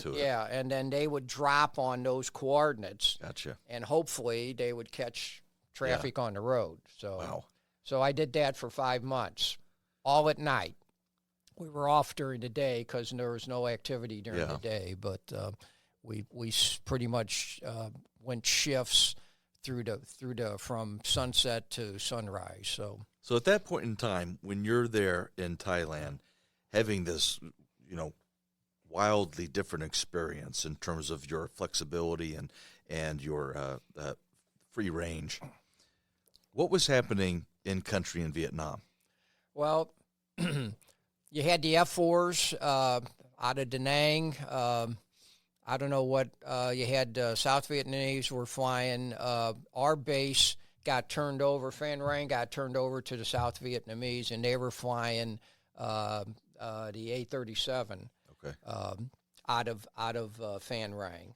So the war was still going on. Sure. But it was all no F-100s. It was all F-4s. Maybe the Navy was flying off the carrier. So the same activity. Yeah. But how was it progressing at that point in time? It was drawdown activity.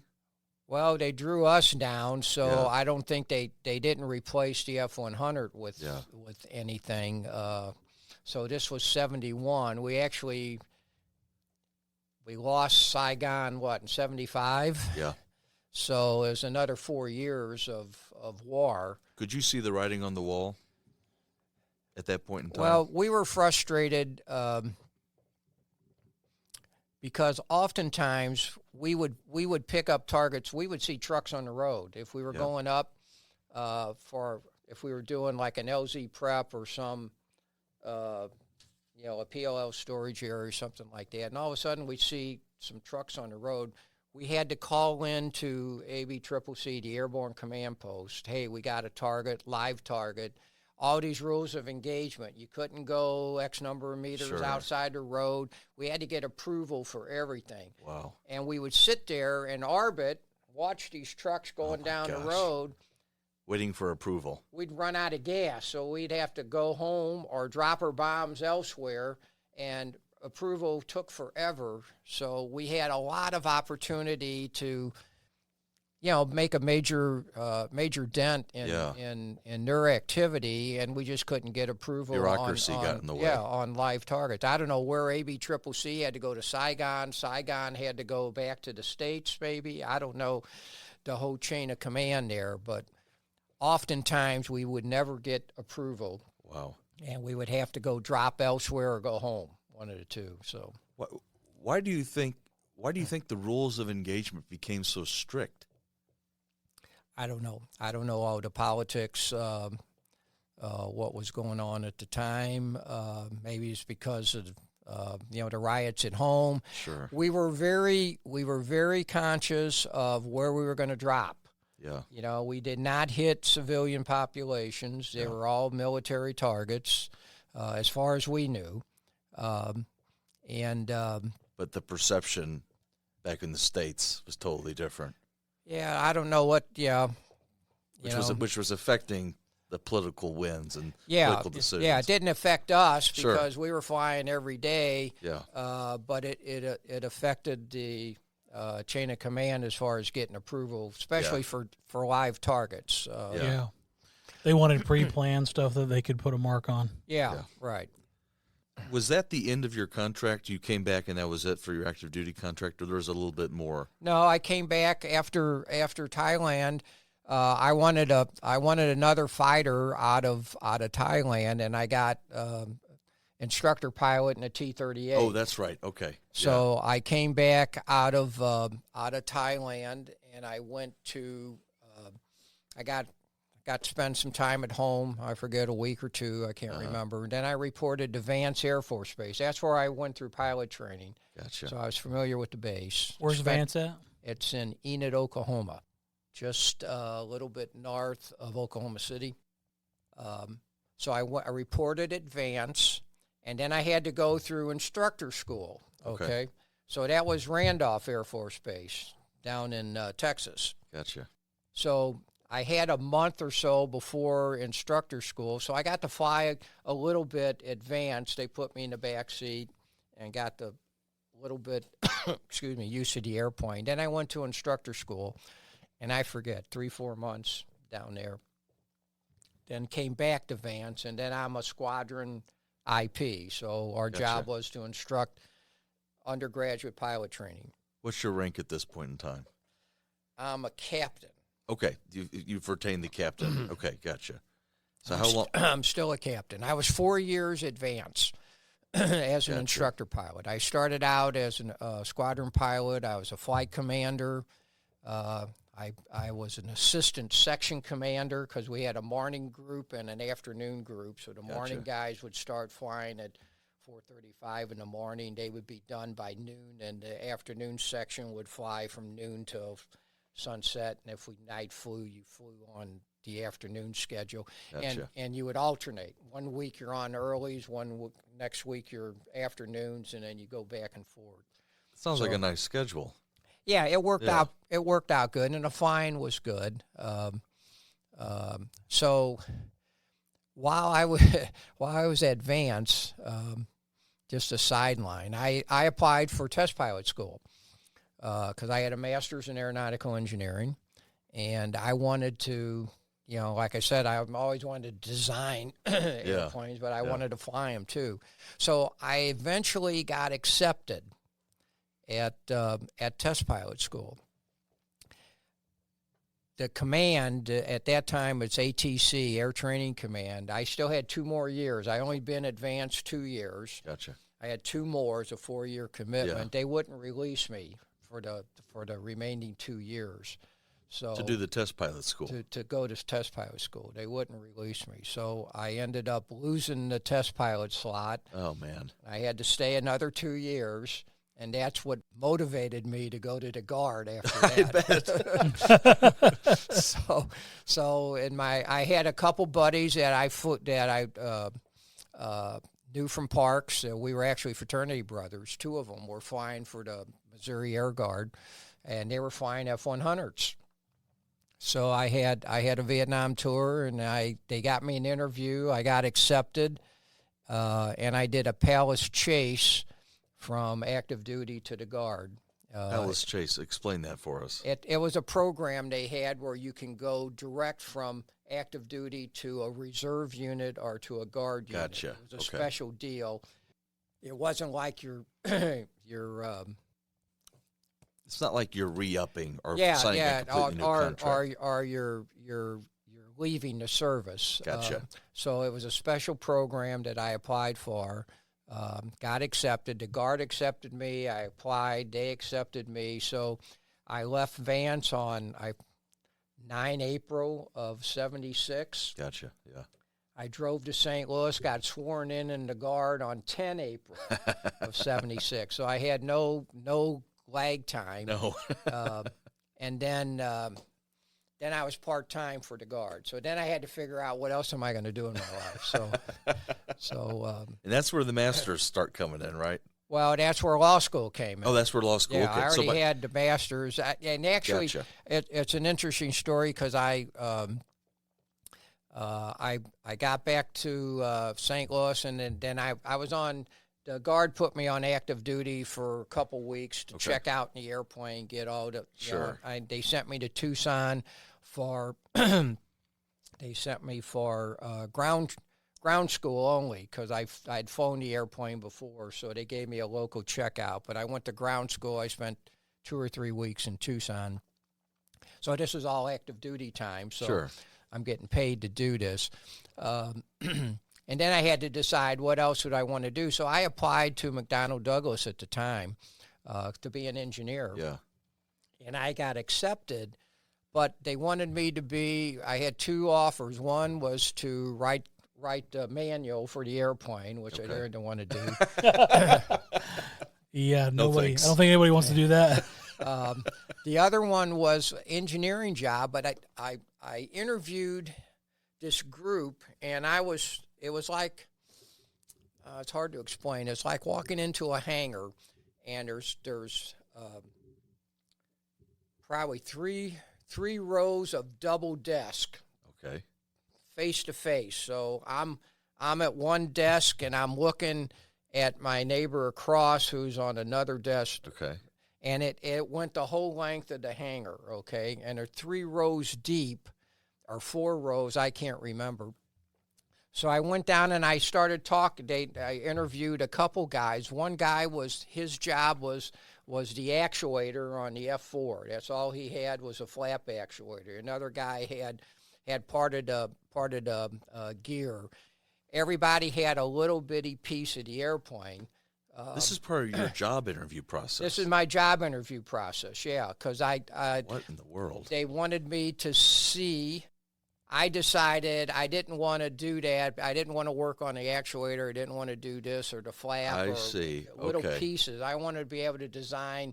I wanted to get into the flight test part of it where you're sort of designing the major components. But anyway, I decided that's not for me. So they basically were giving you a menu of your options. Right. Okay. Right. And none of them sounded appealing. Sounded appealing, so I decided I declined. And then I went to law school. Okay, so how this where did the interest in law That's come a funny story too. I'm still advanced. This is the last 2 years of my tour advance as an instructor pilot. And a couple of the guys that I was flying with, they were getting out like 6 months before me. They were actually leaving the service. Gotcha. So we were at the bar one night, and we're all drinking and talking. Yeah. And these guys are saying, well, we're going down to Norman, OU, Oklahoma, to take the LSAT because they were going to apply to law school. So we're sitting there, and they talked me into going down to take the LSAT. That's how this got started. So they said, we're going to go down in 2 weeks, and they had applied. They got some old tests. So they said, and they knew I was transferring out Sure. down the road. So they talked me into going down to take the test. So we studied a couple nights together, and we all went down and took the test. Couple nights of study. So I put down, I put down Harvard, I put down WashU, I put down St. Louis U, I put down Oklahoma City, and Notre Dame. Gotcha. I didn't get accepted at Harvard. I didn't get accepted at Notre Dame. I got accepted at SLU. I got accepted at Oklahoma City, and I was on the wait list at WashU. Gotcha. So I come back to St. Louis. Yeah. SLU made sense based off that list. Since I had already, I was a alum. So I come back to St. Louis. I didn't like the McDonnell Douglas offer, so I said I applied for GI Bill, and I went to law school. How about that? So that's how I got to law school. My mom always wanted me to be either a doctor or a lawyer. That's every mom's wish. Some of us are Army kids, some of us are bankers. Yeah. So how does law school compare to pilot training? Totally different. Yeah, totally different. Law school is a lot of gray area. Yeah. Engineering, there's an answer. There's a precise answer at somewhere along the line. Law school is a lot of gray. Yeah. And, did you deal well with the gray area? Yeah. It was more like the MBA program, because that's a lot of gray area too. You just sit there and try to figure out different options, etc. But law school, I mean, if the law leads you in a certain direction, but then the facts are always different. So you gotta be able to mesh the facts with what the case law says to try to get a decent result. So, and so you fall into the intellectual property field of law.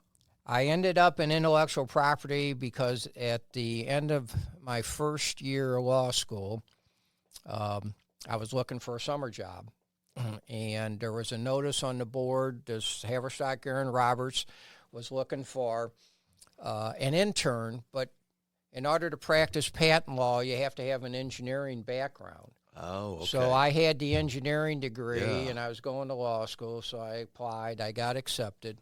I worked for Charlie Haverstock for 2 summers. Okay.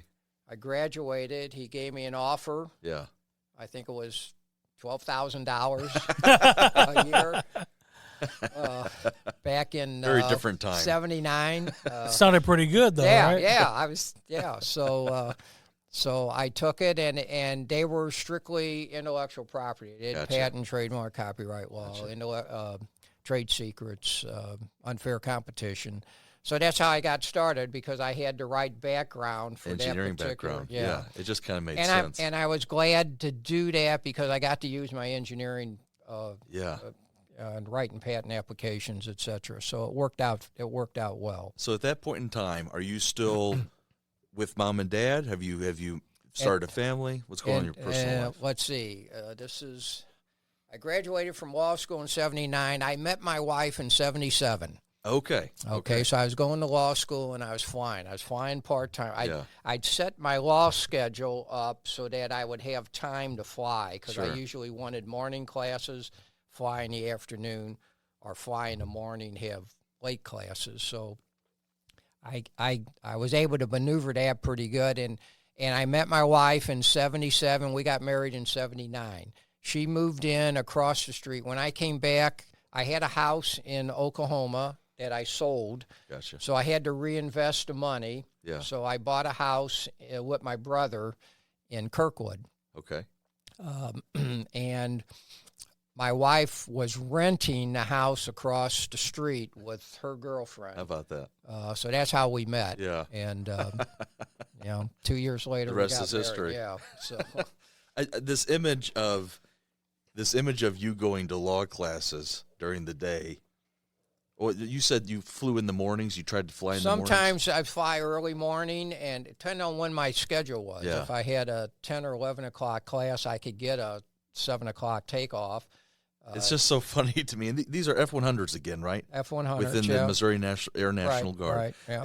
This image of this young guy flying the same aircraft he flew in combat, and then an hour or so later he cleans up or whatever, puts on a different goes to school.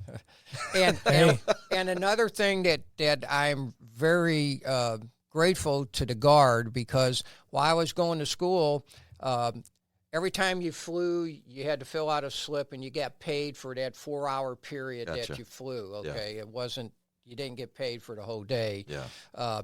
But they would let me pull mobile, which is a little unit that sits out by the runway to watch airplanes, make sure their gear's down, they're not coming in too low.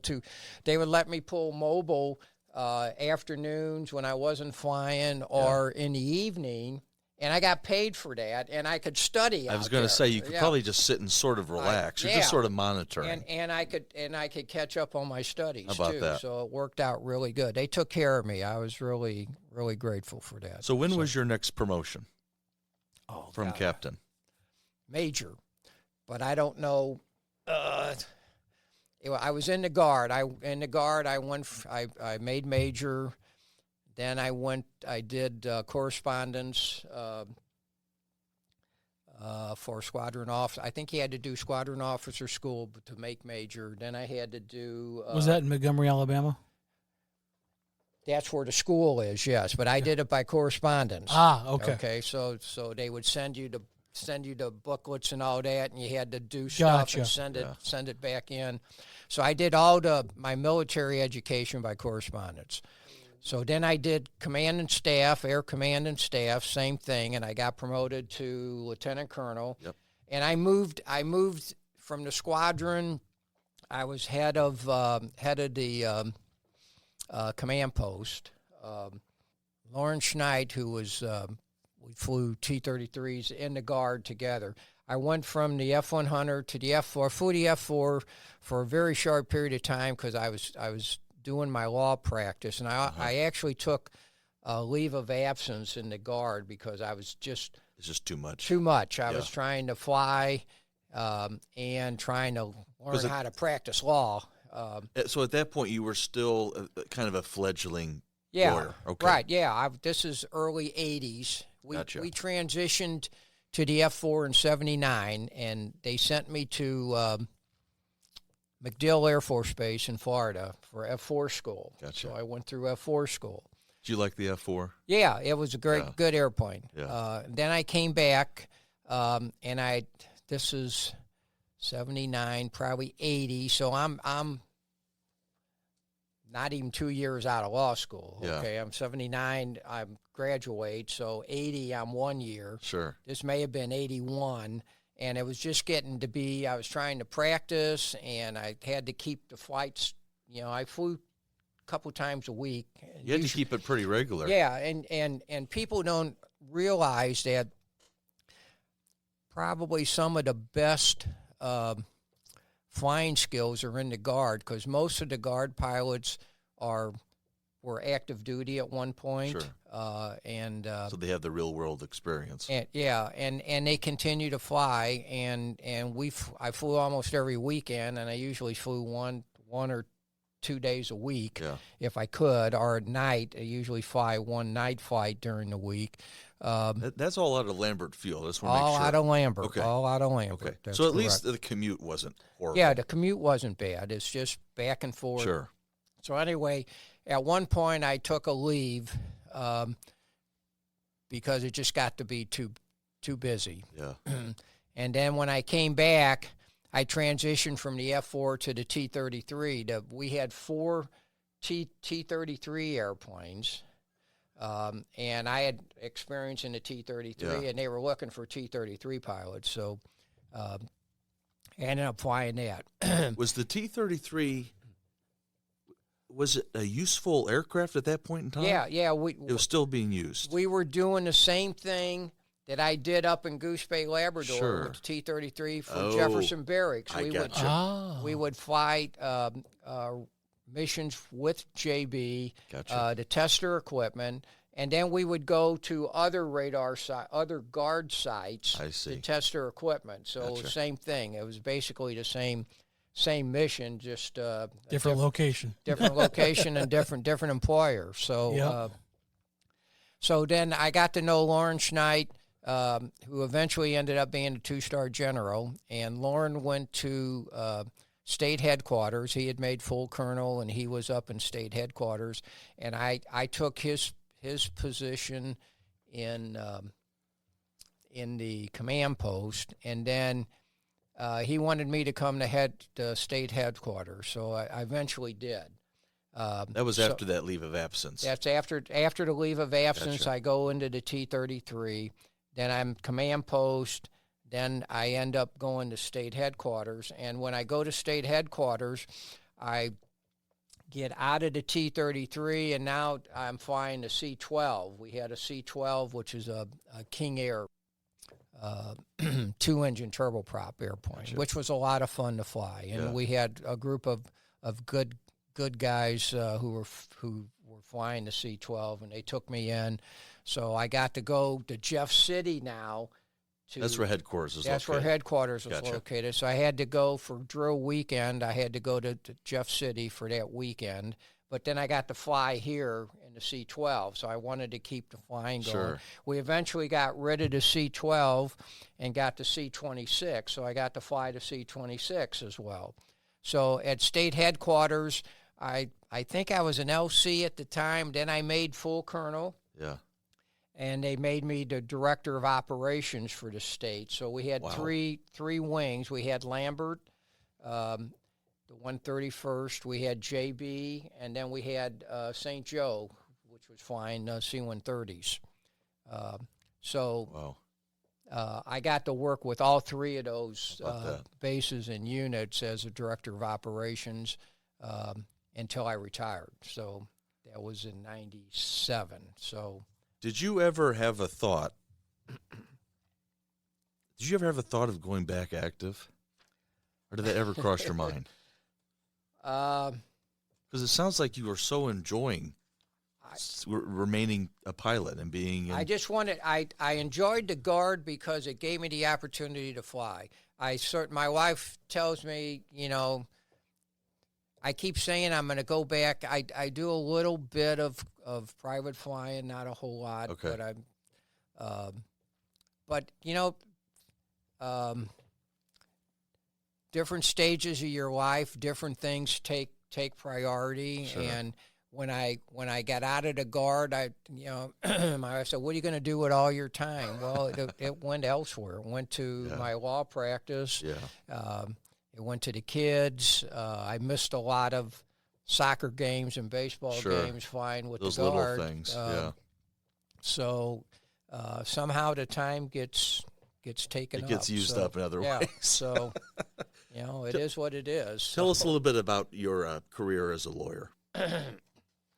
Well, like I said, I started out with Charlie Haverstock Aaron Roberts. It's a small boutique intellectual property firm. When I joined Charlie, it was Charlie, Bob Garrett, and Herb Roberts. There's three of them. And I was number 4. I was the new guy. And they took me under their wing, Yeah. trained me, taught me to be a pretty damn good lawyer, especially in the intellectual property area. I stayed with Charlie for 20 years. Then I had a friend of mine that I went to high school with. And we went to, we did different paths. He was Army. We were in Vietnam together. Gotcha. He was Army. I was Air Force. He ends up being a lawyer. He's with a different firm, and they're trying to start an intellectual property practice. So he lures me over to his firm, Yeah. and as soon as I got there, about a year later, he leaves. Oh, man. So it turned out to be okay. I got in on the ground floor with a couple people I already knew, and we built an intellectual property practice. We eventually end up merging. We end up being Hush Blackwell. I was with them for 20 plus years, and I ended up heading the intellectual property department for Hush Blackwell for many years until I retired in 2019. January 2019, I retired. You mentioned, and I believe you when you say this, you mentioned you were a pretty damn good lawyer. What does it take to be a damn good intellectual property lawyer? Well, there's different facets of everybody's career. I did both what we call prosecution work and litigation work. Prosecution work means writing patent applications to get somebody a patent. And in order to do that, you have to practice in the patent office, and you have to be licensed in the patent office, and you have to have an engineering or science degree to be eligible to take the exam. Yeah. So that was, and it's a small group because there's a lot of lawyers that have a technical background, but not many in the patent area. Sure. So we're highly specialized. Yeah, highly specialized. And Charlie taught me how to write patent applications. It's technical, so it based on whatever the invention is. You got to be able to explain it and then write what we call claims for that particular invention. And then you take that and then you go to the litigation side where you got to defend it or go after somebody who's violating the patent. So we did both of that. Then we did trademark work and copyright work. So it's a very specialized field, not too many people in it. Yeah. And we're always looking for people, so it was a good area to practice. And what did you enjoy about it? Well, I enjoyed using my engineering background. Yeah. I enjoyed working with the younger people, training them, and just working with the clients. We had some really good clients. I represented Sunbeam, which is Jordan Corporation back then. We did Coleman work. We did Sunbeam work. We did Yankee Candle. A lot of their subsidiaries. Yeah. We did a lot of their patent work. We did Rawlings. And it was good because it was always different. Sure. Something. It's not the routine. I got a broken leg or a broken arm. Yeah.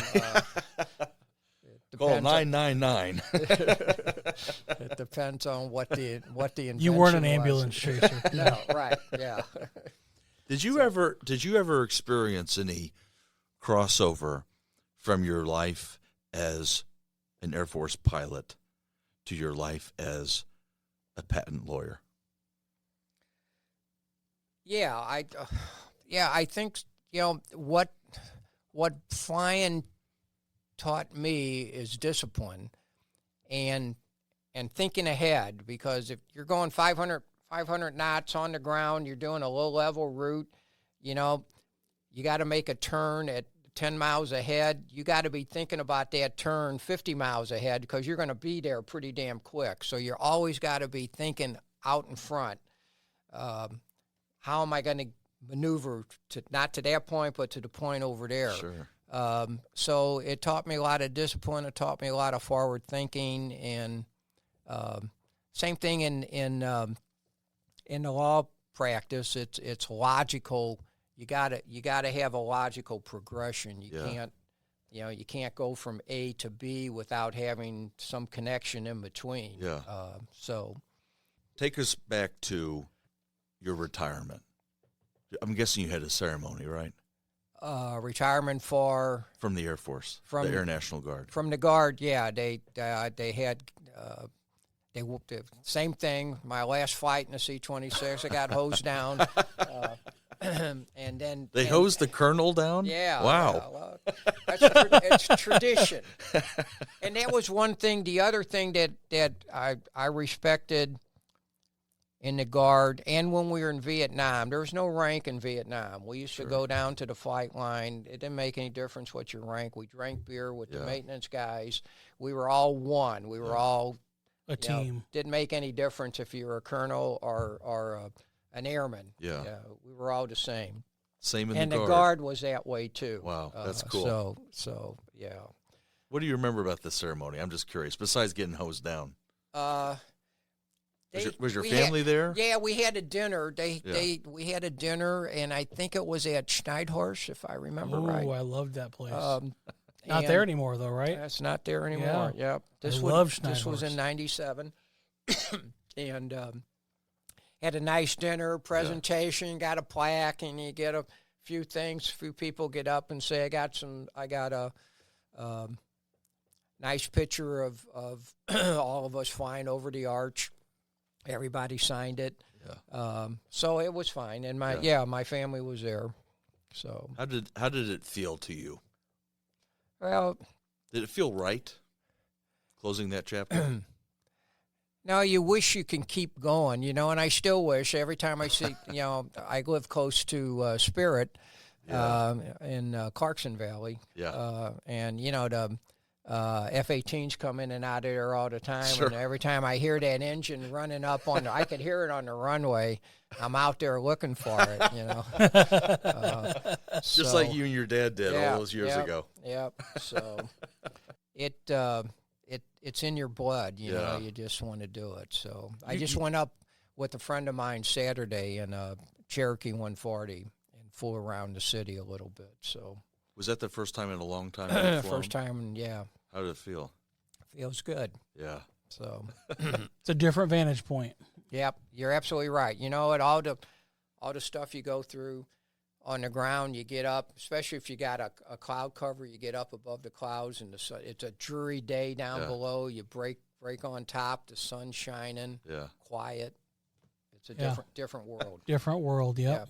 So now you never got to do the test pilot. That never came back around. Never do the test pilot. Never come back around. No. How do you think things would have changed? You probably would have stayed active duty. I would have stayed. Yes, if I would have made it through test pilot school, I probably would have stayed in and be working on some pretty cool stuff. Yeah.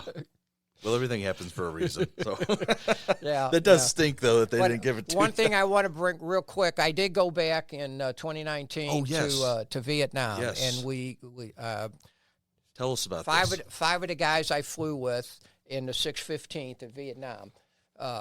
One of the guys set up a trip, and he queried us. He said, "Are any of you really interested? You want to go back and see what Vietnam looks like today?" And I was a little apprehensive at first, but I said, "Yeah." I mean, there were 6 of us that we did it, and he set up the tour, and we flew into Saigon, which is now Ho Chi Minh City. Sure.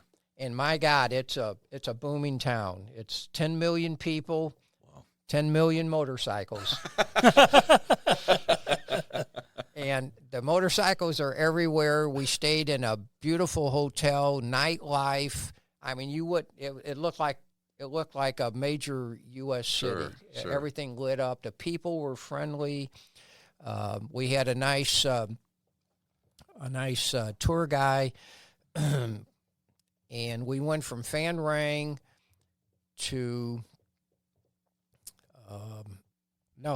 we started out in Saigon. We went to Saigon. We spent 3-4 days. The only bad thing there is they dragged us through the North Vietnamese War Memorial. Okay. Interesting. So yeah, it was all pictures of all the bad things that we did, supposedly.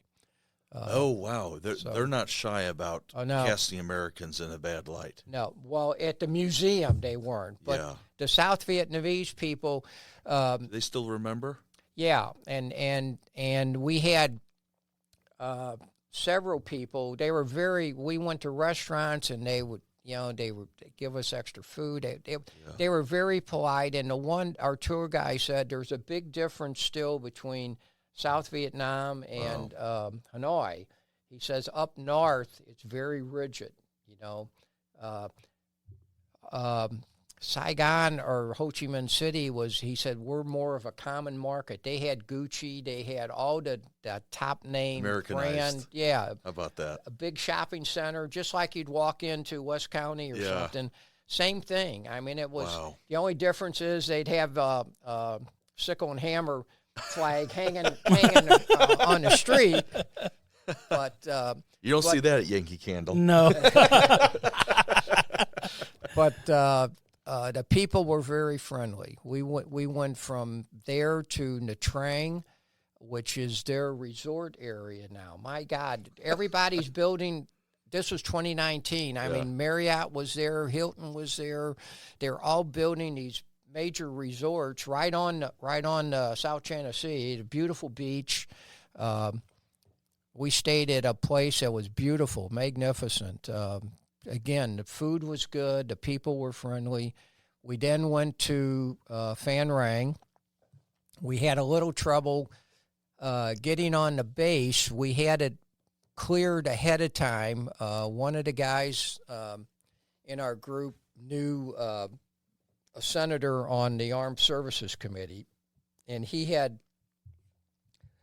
I guess, walked or dotted the and crossed the T's to get us into the base at Phan Rang. So we get there, and they say... That's like your main objective on this trip. Yeah, we wanted to go on the base. Grounds. That was the whole part of the trip. We get there, and they say, no, you can't go on the base because it's a top-secret North Vietnamese base. Sure. So we get on the phone. They send down a diplomat from Hanoi. We eventually got on the base, but very limited. Sure. We did not go. We flew. We drove around the runway, and we ended up stopping on a road that would lead you to the flight line. But we couldn't go to the flight line. We couldn't go to the Hooch area where we lived. Sure. But they gave us a flyby. They were flying Su-17s, Russian airplanes, and a two-ship made 3 passes over us. That's cool. It was kind of cool. Yeah. So it worked out pretty good. Did this trip, I would imagine it had to, did this trip give you cognitive dissonance? Did you not know really how to process this? Yeah, I was a little skeptical. I didn't know how we were going to be received when we got there. But like I say, the South Vietnamese people were very friendly.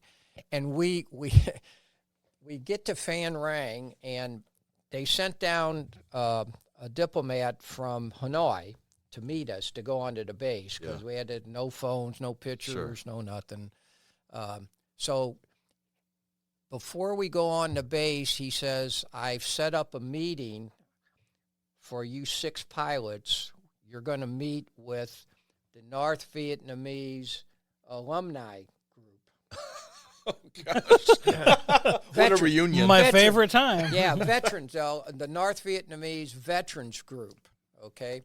And this was not in the cards at all. Surprise. So it was okay. So the next morning, he picks us up, and we go to a very beautiful building. And like I say, downtown Phan Rang, nothing like 1971, okay? It's a booming town, beautiful structures. We go in, and we're at a big round table.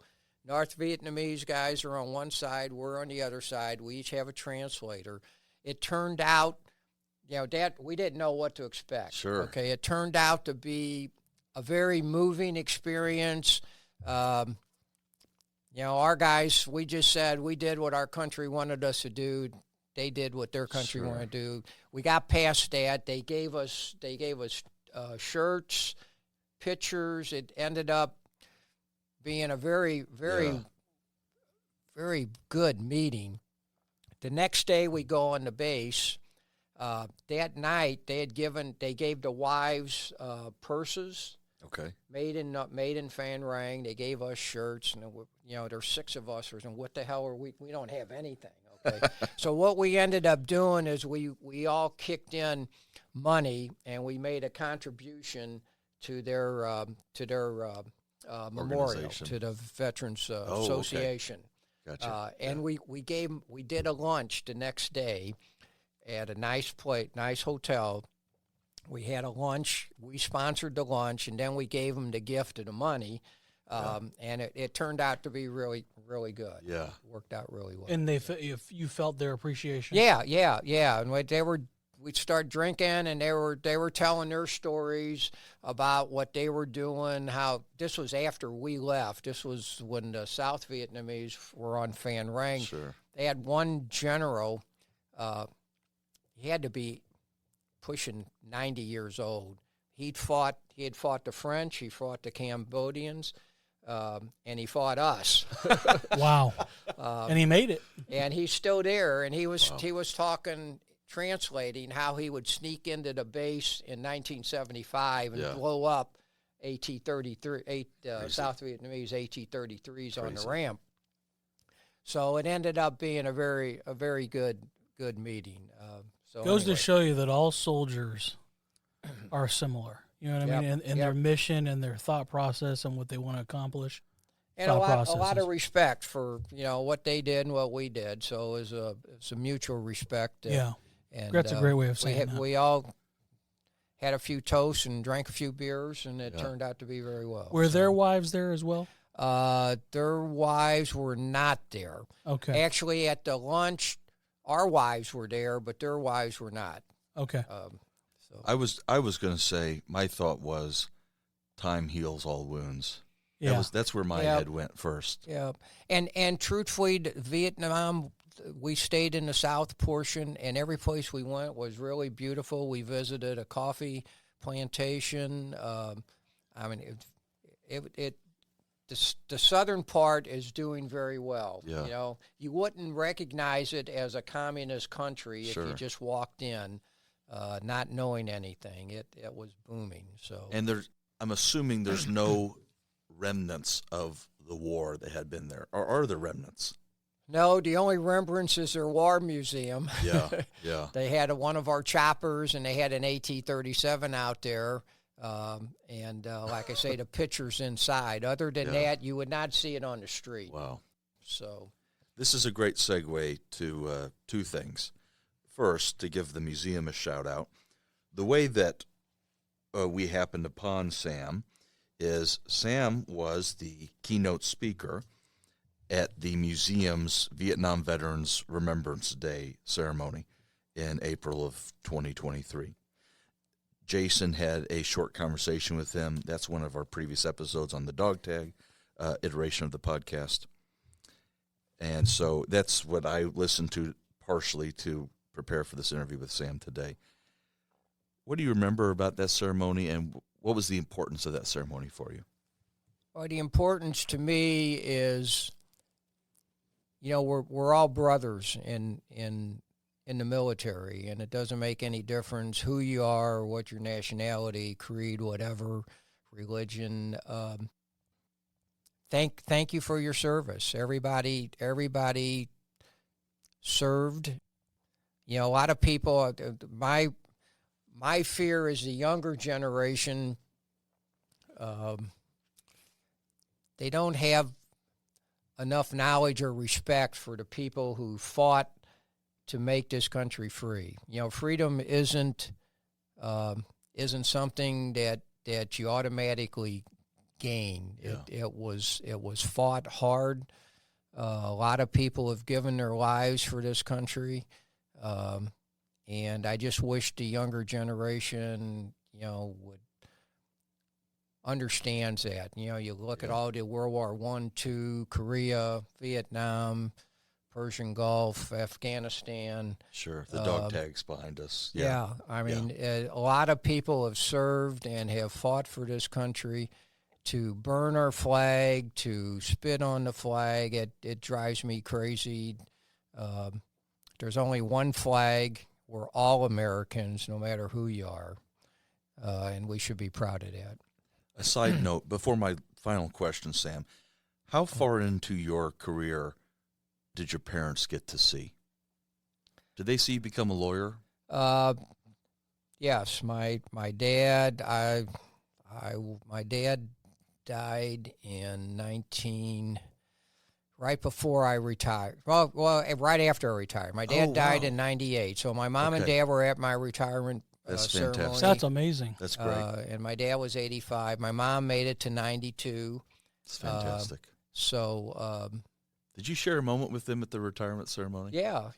What do you recall about that? Your dad didn't hose you down, did he? No, my dad was pretty quiet. I mean, he was a very disciplined person. He spent time in the Army, and I don't know. I just gave my dad and my mom a hug. They gave me a hug. It was a long struggle. I feel more for my wife because she suffered more. Sure. Because I was always gone, and we only met after I came back to St. Louis. Yeah.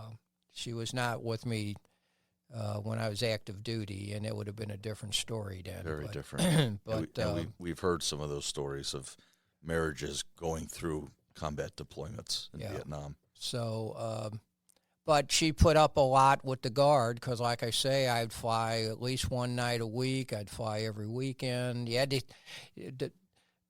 What people don't understand, the Guard pilots have to maintain the same proficiency as an active duty pilot. Sure. Okay, so you got to fill those hours in somehow. You got to get it in somewhere, and you got to get the training in. We did a lot of different things.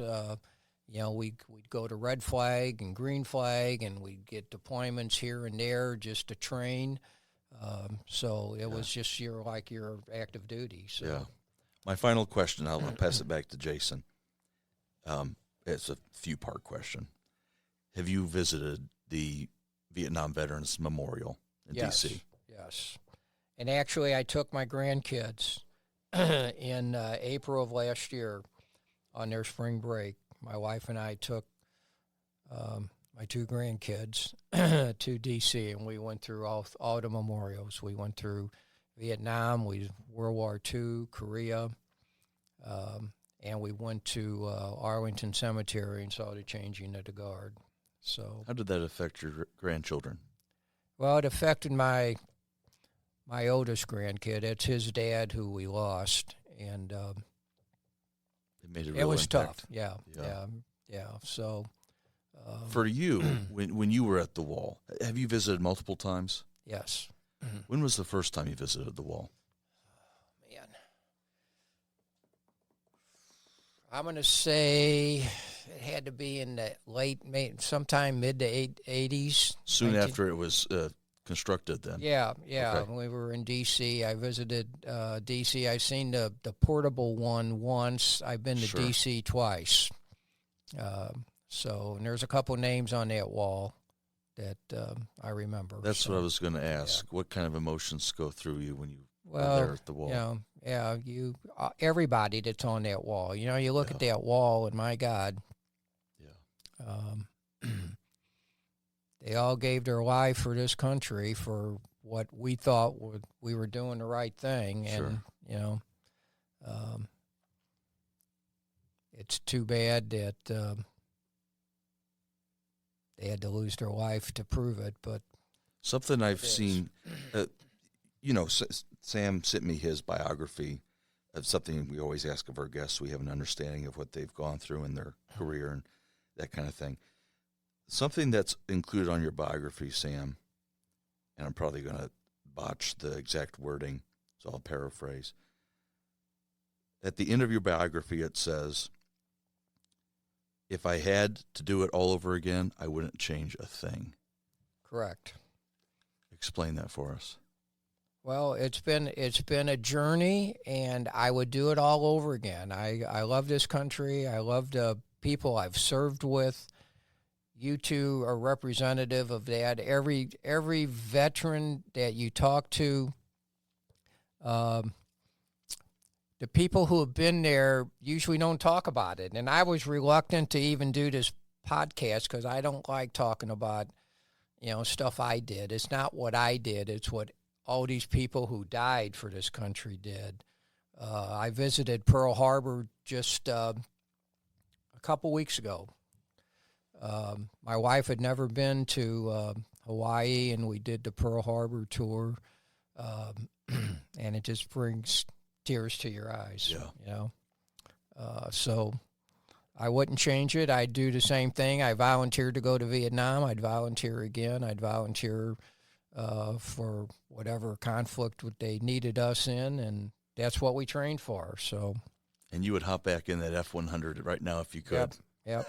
I believe it. Well, hey, Sam, from one veteran to another, welcome home. Thank you for your service. It's been an absolute honor to speak with you this evening. Well, thank you both for having me. Yeah, and then my final little trope here is, you know, I was just walking down memory lane just a second here. You know, I lost my dad in Desert Storm when I was 11 years old, but right before that, I would say probably about 2 years before that, a year and a half, summertime, my dad was a huge Vietnam studier of history and of all wars, actually, of all conflicts, and had a whole video library. And, you know, as a 9-year-old, I can remember seeing that and asking questions about that. And my dad took us, me and my mom, on a trip from Florida to all around D.C., Virginia, and all that, all the old battlefields, the Civil War battlefields, the mall in D.C., all the war memorials.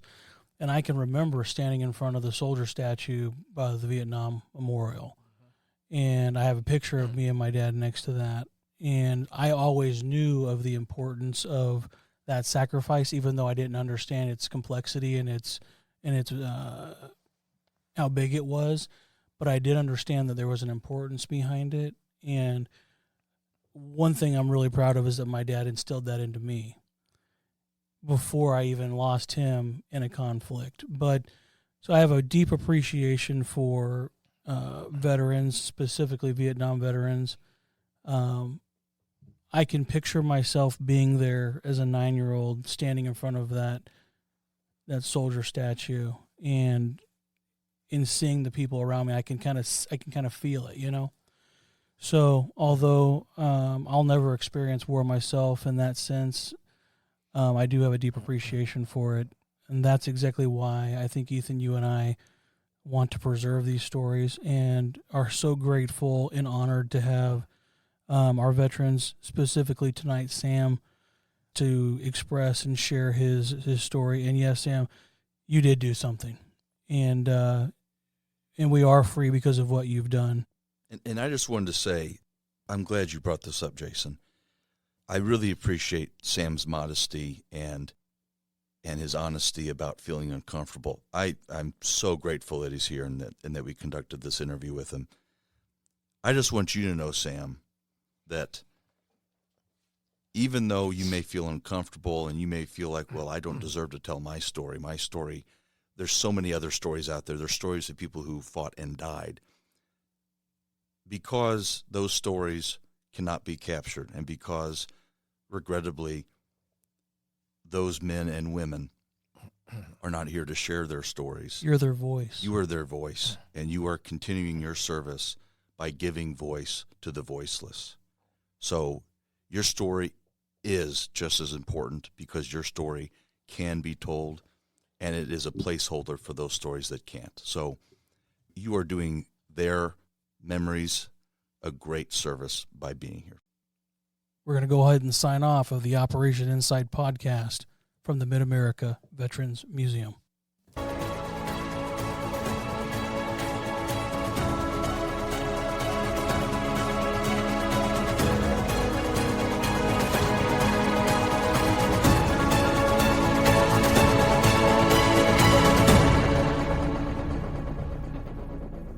Operation Insight is brought to you by the Mid-America Veterans Museum, where we believe every veteran has a story. If you agree and you enjoyed today's podcast, please take a moment to like, subscribe, and leave a review on whichever platform you listen. Don't forget, sharing this episode with friends and family is a great way to support the museum and our mission of sharing veteran stories. Thank you for listening.